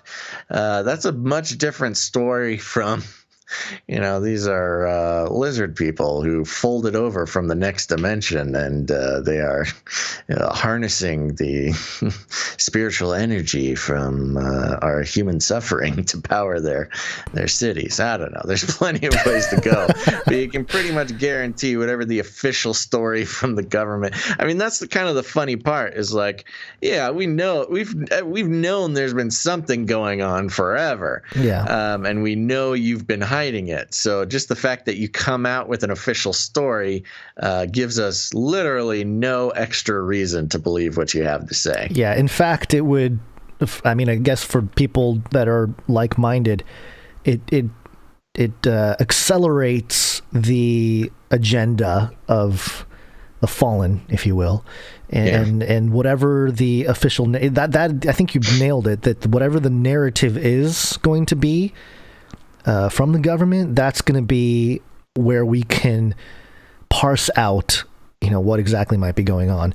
And just, peripherally, I think that we do have technologies that are not public, and that includes all kinds of stuff from, hybrid human animal hybrids to craft that uses electromagnetism to travel very, very quickly and through time space is not the proper phrasing of it, but just ways to travel that is not combustion based. Mm-hmm. And so I think that stuff exists or have been researched for quite a while. At the same time, there's that next level of supernaturalism where, some of these things the origin of the knowledge of this stuff, where it comes from, and also where maybe the entities that are helping out the elite, where that comes from, and then there's a layer of the blue beam type of stuff where they've, it's been a long theorized agenda to fake a type of alien invasion or some kind of alien arrival to destroy all religions on the earth and that sort of thing. Those are all, I think, part of the playbook of the elite, and maybe something that's being ready to be rolled out here we've just noticed the conversation about these things become more normal from governments. And I think it was like 2 years ago, L.A. Marzulli, we had him on, and we've had him on multiple times. He's a friend of the show and everything. He was like, they're already doing disclosure. They're already telling us so much about this phenomenon. It's been kind of a trickle effect, and they haven't drawn hard lines or anything like that, but they're basically admitting like, oh yeah, we track these things. Countless people see them. We have tons of reports on them. Many of them are unknown. There's no conclusions on these things and whatever. And so it shouldn't be new, but it certainly is interesting to keep in mind that what is the psyop taking place here, and what's going to be the main narrative. And if you look around and see who has prepared for this type of like alien narrative, it's certainly the Vatican. The Vatican is prepared for that for a few years with their astrobiology conference, and Tom Horn and the late Chris Putnam, they covered that a lot with their books. Forgetting the name of them off the top of my head here, but so certainly the Vatican is prepared to sort of have an explanation of what's going on. You have in terms of Judaism, their rabbis, there's certain rabbinical arms of Judaism that have come out and said that, hey, we're actually the aliens, and we're sent here. We look human now. We're sent here from the Pleiades to enlighten the world through our activity and knowledge and stuff like that, which starts to kind of make sense in terms of what they're doing in their tech sector. Even with the story that we started with today with the Embryo, and the only arm in terms of monotheism, well, I guess the Muslims have the Jal and stuff like that. They kind of have their own version of what the extraterrestrial thing is, or the explanation of it. You have the Hindus, you have an ancient connection to all the craft and stuff like that. A lot of the ancient alien people have picked up on that. And it's really if you want to call it the Protestant arm, I use that loosely, just the non-Catholic Christians out there, the Bible believers, they are, if you're going to use a general phrase or general term, you can say evangelical, although that's got its own issues. A lot of them, most of them will just believe that it's all demons. It's all demons. It's all demonic, right? So I think they would be the hardest ones to convince, but also what kind of I don't think people would mind necessarily. When I say people, the elite would mind if they are the only group that are out there saying like, we don't believe this narrative. Right. Yeah. And because if the Vatican's on board, if Orthodox quote unquote Judaism in Israel, if they're on board with the alien thing, and the atheists have now come around and say, yeah, of course, the universe is humongous and blah blah blah, and it's only a certain segment of Jesus followers that are like, yeah, this is not what you are all saying it is.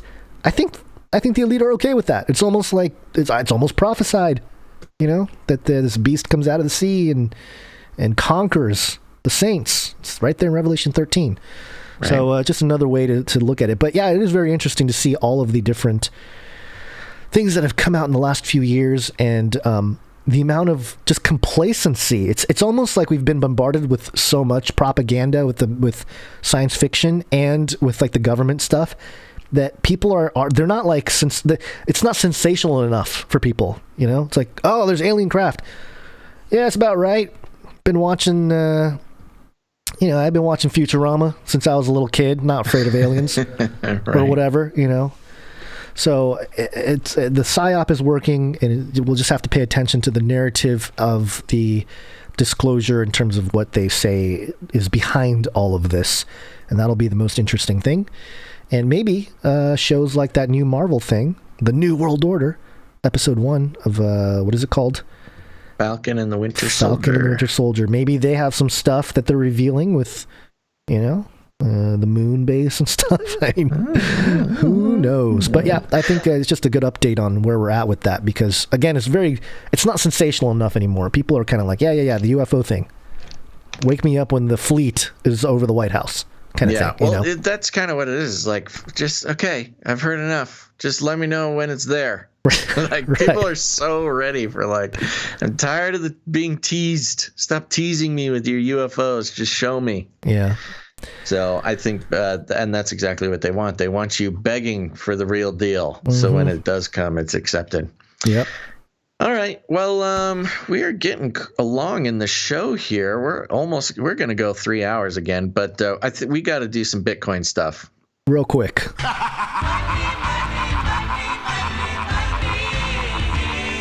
Bitcoin go to moon.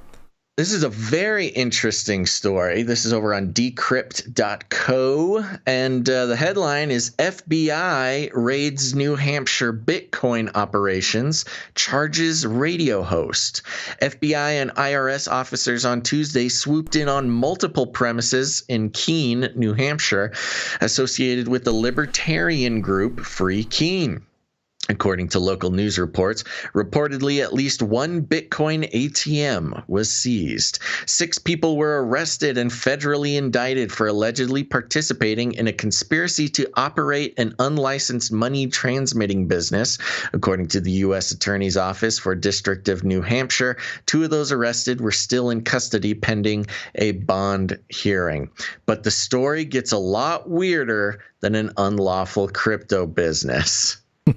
And that's so true. Let's get into it.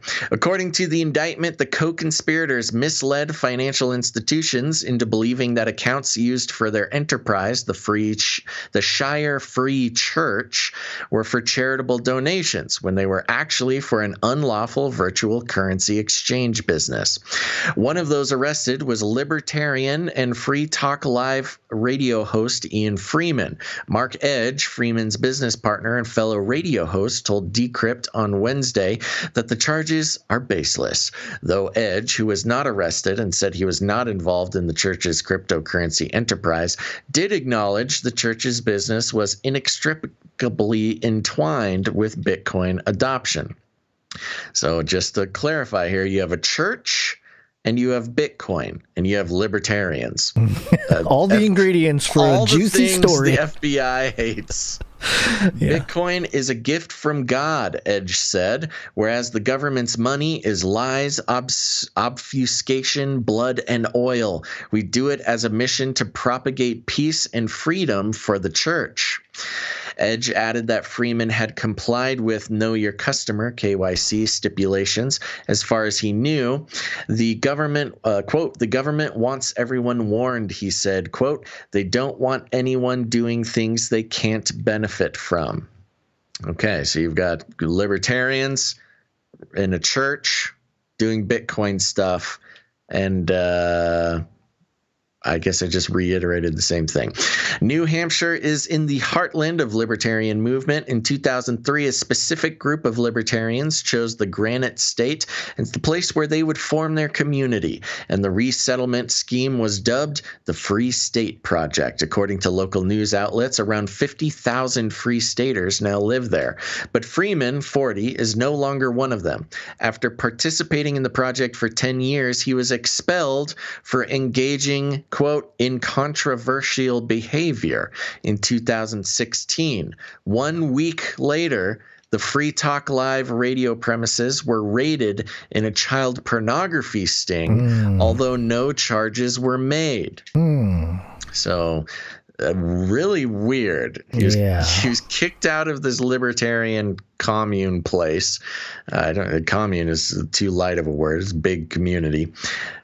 1 week after being kicked out, he was raided for child pornography, but they never made any charges.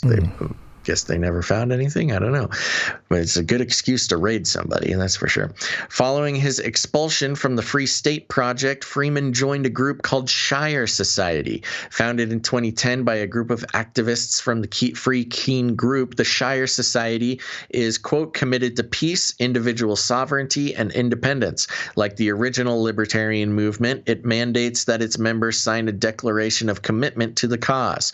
In 2017, former presidential candidate and libertarian Ron Paul signed the Shire Society Declaration. Among the society's projects are, quote, Shire cryptocurrency vending. As detailed on its website, the Shire Free Church, Freeman is listed as the chairman of the Shire Free Church Board of Directors. According to the federal indictment, he and his co-conspirators also operated accounts under other aliases, including the Crypto Church of New Hampshire, the Church of the Invisible Hand, and the Reformed Satanic Church. Whoa, What? Whoa. This guy's all over the place. Keene resident Ario DeMezzo, formerly James Baker, 34, was among those also indicted. DeMezzo is a self-described transsexual Satanist anarchist who ran as the Republican candidate for Cheshire County Sheriff in 2020. We talked about him. Yeah, this person, we totally followed this person's attempt to become sheriff. Free Talk Live, which is owned by the Shire Free Church, has been operating since 2002 with Freeman and Edge as permanent hosts. According to Edge, the show has been receiving Bitcoin as payment for advertising since 2011. Wow, early adopters. Quote, we were the first media in the world to discuss Bitcoin on December 28, 2010. Okay, bold claim, said Edge. Roger Ver, the libertarian and Bitcoin Cash promoter, first heard about the cryptocurrency from the show, he added. The Shire had been accepting Bitcoin donations since 2011, he said. Certainly the church is not without its Bitcoin holdings and has had them for some time, said Edge.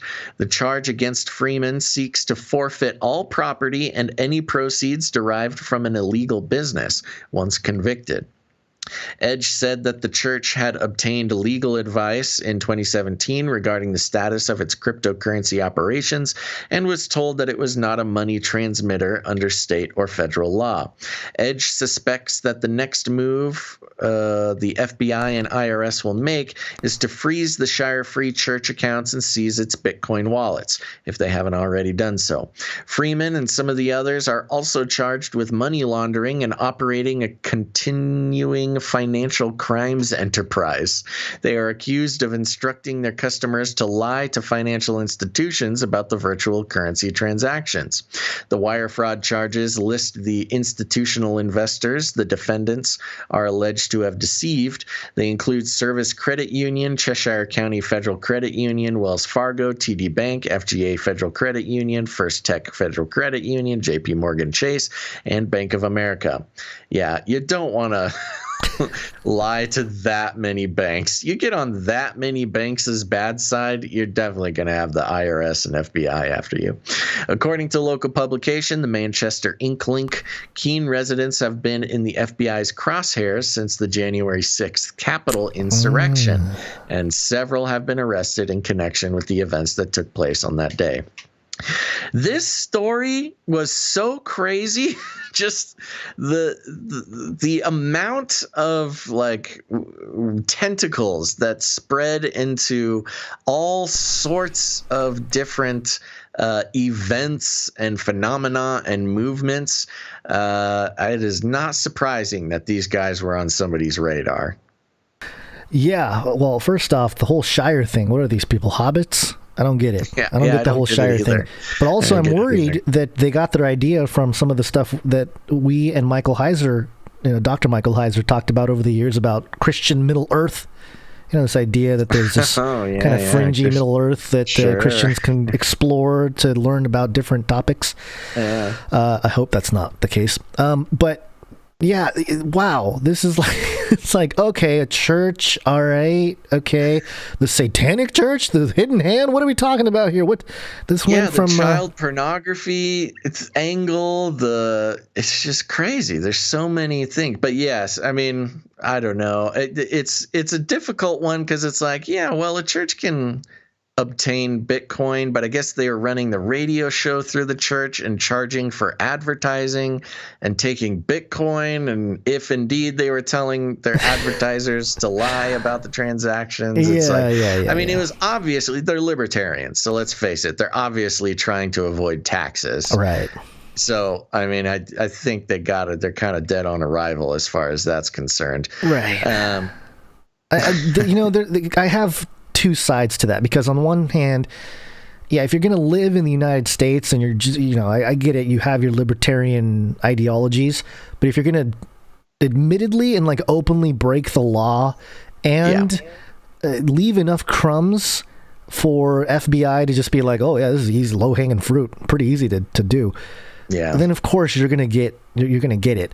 And on the other hand, price of Bitcoin has a lot to do with it too. Yeah, now that it's skyrocketed, I'm sure the FBI and they're looking for anybody that has a large holding and doing a little scrutiny on on folks.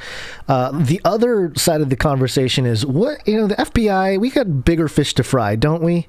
Come on, FBI. We got like real problems in the world. And well, you got to imagine if they were taking Bitcoin payments in 2011. Oh, yeah, they probably had a lot of Bitcoin. Yeah, when Bitcoin was like, I don't even know, 2011. It's probably $100 or less at some point. Yeah. In 2011, we could look it up pretty easy, but a little bit more. But yeah, extremely cheap at the time. Yeah, if you're paying for an ad buy, you're probably paying 100 Bitcoin or something for a decent ad buy, which for at the time may have been a few $1,000s to run an ad on a radio show. They're probably sitting on bajillions of dollars. Oh yeah, Bitcoin price peaked at right under 16 or about $16 that year. Yeah. Well, that was the year that I had the chance to buy them for $24. Oh, okay. So yeah. And I didn't. You didn't. Yeah, just to be clear for all the IRS agents listening, I didn't buy those Bitcoin. So yeah, they're sitting on probably tens of thousands of Bitcoin and not paying taxes on it. Yeah, if Bitcoin's worth $100, $500, that's not really the end of the world. But you get $60,000 per Bitcoin. These guys are sitting on who even knows how much money, hundreds of millions of dollars billions, at least. Yeah, it could have been close to $1 billion. Yeah. Suddenly the IRS has some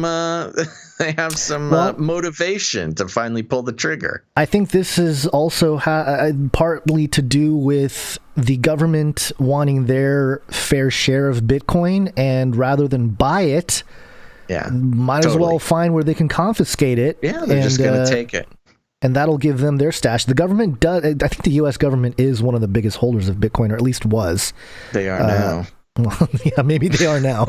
You can read it on the blockchain. But yeah, this is, and if they don't auction it off, which they possibly might do, more than likely they're going to hold on to it and use it as part of their whatever agenda that they got with Bitcoin. System.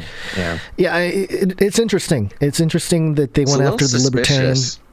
It kind of makes me think that this libertarian group that he got kicked out of maybe snitched on him or gave an anonymous tip or something, because he got raided a week later. Yeah, and this was in 2016 though. And the child porn thing in 2016 too, with all the Trump talk and all the Pizzagate stuff, would have been a very loud, I mean, it's still loud, but it would have been like a very easy flag to see for the FBI. Oh, there's some child porn thing going on here.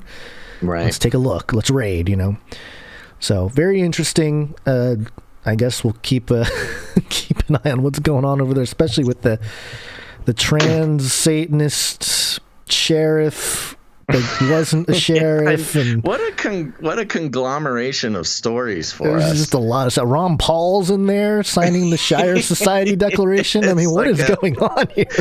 It's a buzzword buffet. I know. I dropped my controller, so I gotta go get it. So you gotta take this next story. All right, one more story, and then we're going to call it an episode. This one more thing about Bitcoin. News.bitcoin.com. No internet, no problem. How to send Bitcoin by amateur radio. And it says here... How to send Bitcoin by amateur radio? Yeah, in an age where governments are trigger-happy at censoring or shutting down networks, it's reassuring to know that Bitcoin can operate sans internet. Network censorship, after all, is not some dystopian storyline, but a power exercised by many democratic governments across the world. Thankfully, there are solutions that enable people to send and receive Bitcoin even in a worst-case scenario. For an advanced technology, it turns out that cryptocurrency can get surprisingly low-tech. Imagine waking up one morning to find that the internet is down, not because the Wi-Fi has been disconnected. Instead, your government has pulled the plug. You have no idea when it'll be back online, and in the meantime, you're cut off from life as you know it, ranging from contact with loved ones abroad to paying for anything by card. Since society isn't big on keeping cash these days, and ATMs stock up on only so much paper money at a time, chances are you'll have to sidestep or engage in a few fistfights if you're to put up a meal on the table. Since Bitcoin is itself a form of digital currency, it takes a good amount of pre-planning to set up a transaction, but in theory, it could still operate even when conventional options are forcefully removed from the equation. And there's a tweet here from Jason A. Williams that says, what do Greeks, Cypriots, Venezuelans, Argentinians, Brazilians, Zimbabweans, and Ukrainians have in common? They all woke up one day and the banks were shuttered and capital controls were put in place to avoid an economic collapse. Bitcoin doesn't close. While most of us will hopefully never experience a dystopian world of intermittent internet, the productivity sages remind us that a failure to plan is planning to fail. Knowing how to transact with cryptocurrency in a chaotic world is the sort of knowledge that might just come in handy one day, and in the meantime, will make you the most interesting guest at a dinner party. Depending on the political stability of your geographic location, learning how to send Bitcoin without internet could be nothing more than a fun Saturday afternoon science project. Then again, it could provide the way out of a tight spot one day, whether it's transferring funds to a buddy stuck in the middle of the ocean or bribing a zombie to feast on the coins stored in your brain wallet instead of devouring your brain. Okay. 2014 saw the earliest mentions of Bitcoin being sent via the airwaves. Ham radio coin, like Hamrad coin. Ham radio coin was one of the very early vanity altcoins geared at the ham radio industry. While it wasn't entirely clear why said niche industry needed a dedicated currency, its current $794 market cap, unchanged since May 2017, adds to crypto's rich historical arsenal of questionable coins. Yeah, I'd say if it's only $794 in market cap. But the idea is marrying Marconi and Satoshi was bound to lead to more useful experiments. A step in the right direction saw Finnish company Vertaisvaluuta.fi propose the creation of a P2P half-duplex CB ham radio cryptocurrency, also in Finland. Crypto Radio partnered with a national broadcaster to pilot a cryptocurrency data transmission system that broadcasts Bitcoin transactions, blocks, and currency exchange data via national DVB-T television networks in real time. The project failed to launch its commercial phase, with founder Joel Liitonen explaining, quote, "The project raised huge audience, and there has been some serious commercial interest, but nothing I am really interested in because they would destroy the original idea of crypto radio, distributing the Bitcoin ledger autonomously without internet connectivity." Come 2018, there was a new experiment in town. Ingredients: Brooklyn-based Gotenna, a mobile long-ranging off-grid consumer mesh network, and Bitcoin privacy wallet Samurai Wallet. A New Zealand developer transported crypto from a distance of 12.6 kilometers away entirely offline using only a network-disconnected Android phone and 4 portable antennas. Though, as his Twitter recently acknowledges, it took one heck of a prep, including setting up relay stations. And it's got the tweet from him. This says, over the weekend, I sent Bitcoin transaction to a relay 12.6 kilometers away with no cell network or internet connection. Here's a tweet storm about how I used Gotenna and Samurai Wallet to do it. Fast forward to this year, and in perhaps the most simplistic effort yet, CoinKite founder Rodolfo Novak managed to move Bitcoin some 600 kilometers away from Toronto, Canada, to OpenBazaar co-founder Sam Patterson in Michigan, USA. And in that moment, Bitcoin by Sky went international. In 2017, computer scientist Nick Szabo and PhD researcher Elaine O delved into the topic at Stanford's Scaling Bitcoin conference, introducing a research project that proposed tethering Bitcoin to radio broadcast to secure consensus proof using weak signal radio propagation. There's some links to the event there. With Novak, this is fascinating. Yeah, with Novak and Patterson's latest feat, crypto Twitter went wild. Szabo, showing that he's still a firm proponent of taking Bitcoin skyward, chimed in to congratulate the duo for a successful send-off that not even a snowstorm could stop. Another tweet there. How to send Bitcoin by radio. As Novak and Patterson have illustrated, you don't need to overload on gear or make space for satellite storage in your backyard to send Bitcoin by air.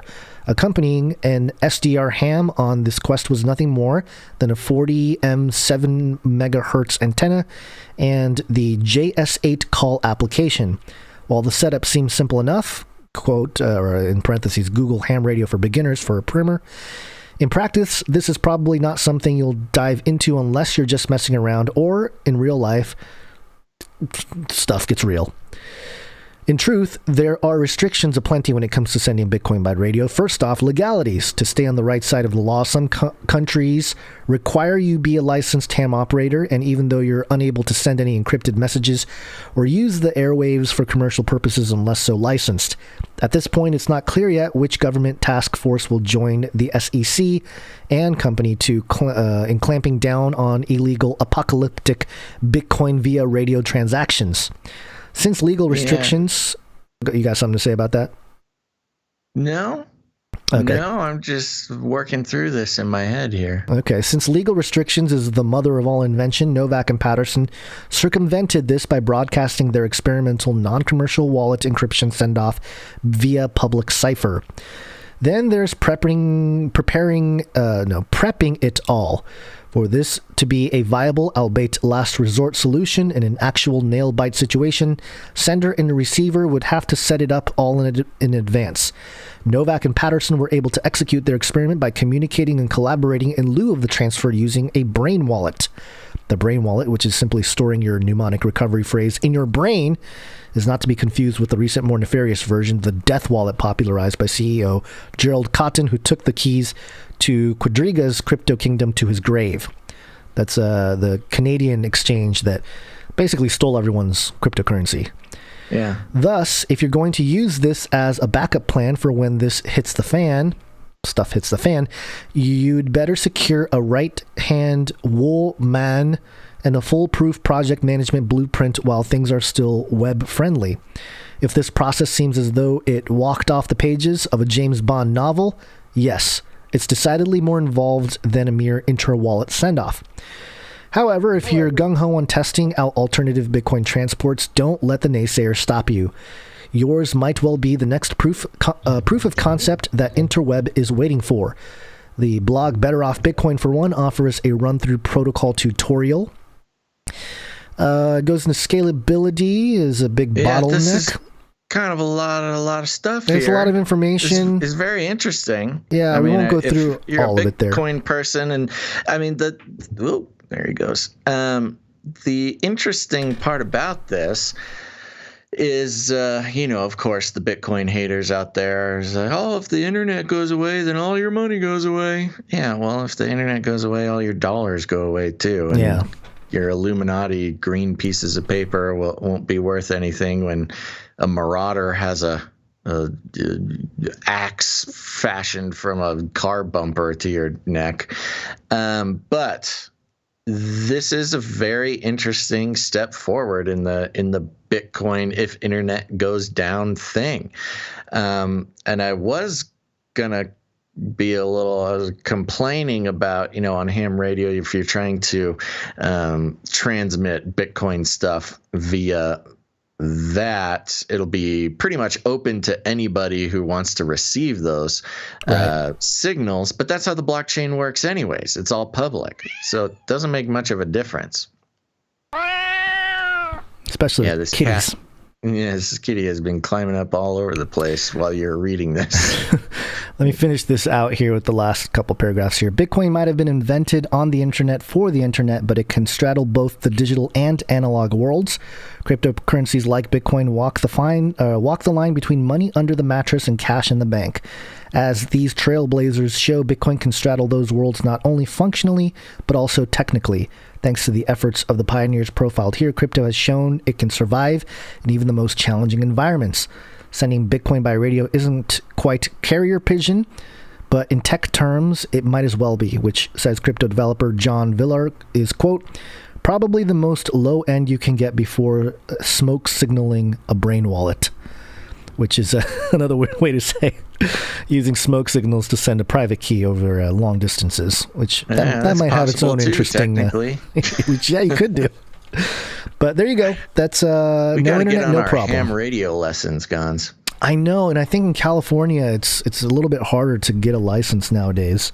Because that's when the world ends, we're gonna have to do the show over ham radio, anyways. I know, and I'm gonna have to ping off of your device if I can even get there. You're gonna have to connect to my relay tower because California won't let you have one. I know, they're gonna lock us down. But there you go. That's all we got for today, and hopefully you learned something. Yeah, lots of learning to be done around here. All right. Wow, another long show. We just keep coming out with the hits, man. All right, folks. Thanks for listening to this episode of Canary Cry News Talk. Let's see here, Gons. Let me tell you when we're going to circle back here. We're going to be circling back on March 24th. That's this Wednesday. Circle back. But I'll have to circle back. There we go. Love it. All right. Sounds good. So, yeah, be back here March 24th. That's on Wednesday. Remember, folks, if you don't catch the live broadcast, we always post the episode on our RSS feed. That's a fancy name for podcast feed. Go ahead and search for Canary Cry News Talk on your favorite podcast player. That is that's sort of the in-between point between the live show and the ham radio apocalypse version of the show. Go ahead and subscribe to the podcast. The audio is actually much better on the podcast because we don't have to deal with all the live shenanigans. So go ahead and do that. And remember, we will need some producers for Wednesday's show. So maybe you've been thinking about becoming a producer. Maybe you've produced before. Maybe you're working your way up to the Canary Cry Roundtable of Knights and Dames. Whatever the case may be, pray about it and please consider becoming a producer of next show, which will be episode 315. And you can do that by heading over to patreon.com/CCNT. That's patreon.com/CCNT. Or if you don't like Patreon, that's okay. Make sure to head on over to canarycryradio.com/support. canarycryradio.com/support. That's right. canarycryradio.com/support. So many options to support the show. Become a producer. We can't do it without you. I do want to thank today's producers for episode 314. Producers Jen T, James H, Kimberly W, Malik, Saul, David M, especially our executive producer Elizabeth S, and Sir Jason, Knight of the Anti-Foobar, and of course, producer Michael C, coming in with the crypto associate executive producer position. We thank you guys so much. Make sure to thank these folks, because without them, the show couldn't folks. I want to thank Jade Bouncerson for the timestamps. And if you're out there and you're looking for a way to help produce the show, get involved. Go ahead and email jadebouncerson@gmail.com to get involved with the timestamps. A very, very valuable service that producer Jade Bouncerson provides. It's the timestamps when you visit the YouTube video and, you want to, what was that one thing they were talking about? What was, instead of having to scroll through the whole video, you can just click on the timestamps. And someday when we upgrade to podcasting 2.0, that will also be built right into your podcast app. So there you go. jadebouncerson@gmail.com. Of course, a big old thank you to all of our jingle makers and our artists, always contributing very valuable content to the show as well. Now, here's the thing, folks. A couple of things that you can do to support the show if supporting financially or artistically is not in the cards for you. If you haven't done it yet, leave a rating and a review for the show. It's very important. Again, it's hard to explain, but algorithms require us to have a continuous stream of ratings and reviews, or else it hides us and nobody will ever find us again. So if you haven't done it yet, please head over to Apple Podcasts and search for Canary Cry News Talk. Leave a rating and a review. You're not going to regret it. And we'll be reading ratings and reviews on Friday. It's always a fun time. And it's a great way to, Gons and I read all of them, so it's a good way to get a message across, as long as it's positive. Give us those 5 stars, baby. Also, you can help out the show by sharing it. Share an episode out on your social media. Put it on your tweeters. Put it on your Facebooks. Put it on your Perlers. Whatever it is, share it out. It's hard enough to find new podcasts. I mean, for me, I'm always looking for new shows. And when somebody I trust or somebody who I know makes a recommendation, I'm much more likely to try it out than if it's just suggested by the algorithms. So go ahead and share the show. And, if you got friends, you got family, they're all starting to wake up to the fact that the world is not what it seems, send an episode to them. We like to call it rattling their cage. And if you need any more instructions, here's what you do. You walk right up to them, you grab them by the cage, and then you shake it. The end of the world occurred pretty much as we had predicted. I want to shake things up, stir up some controversy, rattle a few cages. Hey, stop that! You'll never silence me. I'm the last angry man, a crusader for the little guy. Leave the bird alone. Never. Rattle a few cages. Rattle a few cages. The human race will have every opportunity to improve. And if they don't? Ask Noah. That's right. Just ask Noah. Okay, Gons, any last words? In the world you will have tribulation, but take heart. I have overcome the world. Whoa. John 16:33. Words of Jesus, not mine. I didn't overcome the world. He did. You know what? You know what occurred to me? I was thinking about Jen Psaki and circling back. Yeah. I feel like maybe that's some sort of spell as well. Oh, circles, circling back. Yeah, so maybe circle back and witchcraft go together. All right, folks. Speaking of that, we're going to be circling back on Wednesday, March 24th. Okay. We're gonna have to figure out when we're going to be playing that jingle. What the cue is for that jingle. I already have the background end of show mix going. Okay, well, let's try it. Circle back, but I'll have to circle back. It kind of clashes with the... I get the clash. Yeah, right, who knows? Okay. We'll see. We'll figure it out. All right, folks. Circle back on Wednesday, March 24th for another episode. But thanks for listening to this episode of Canary Cry News Talk. Make sure to tune in next time. But until then, think outside the cage. Remember, reality is an illusion. The universe is a hologram. Buy gold. Buy!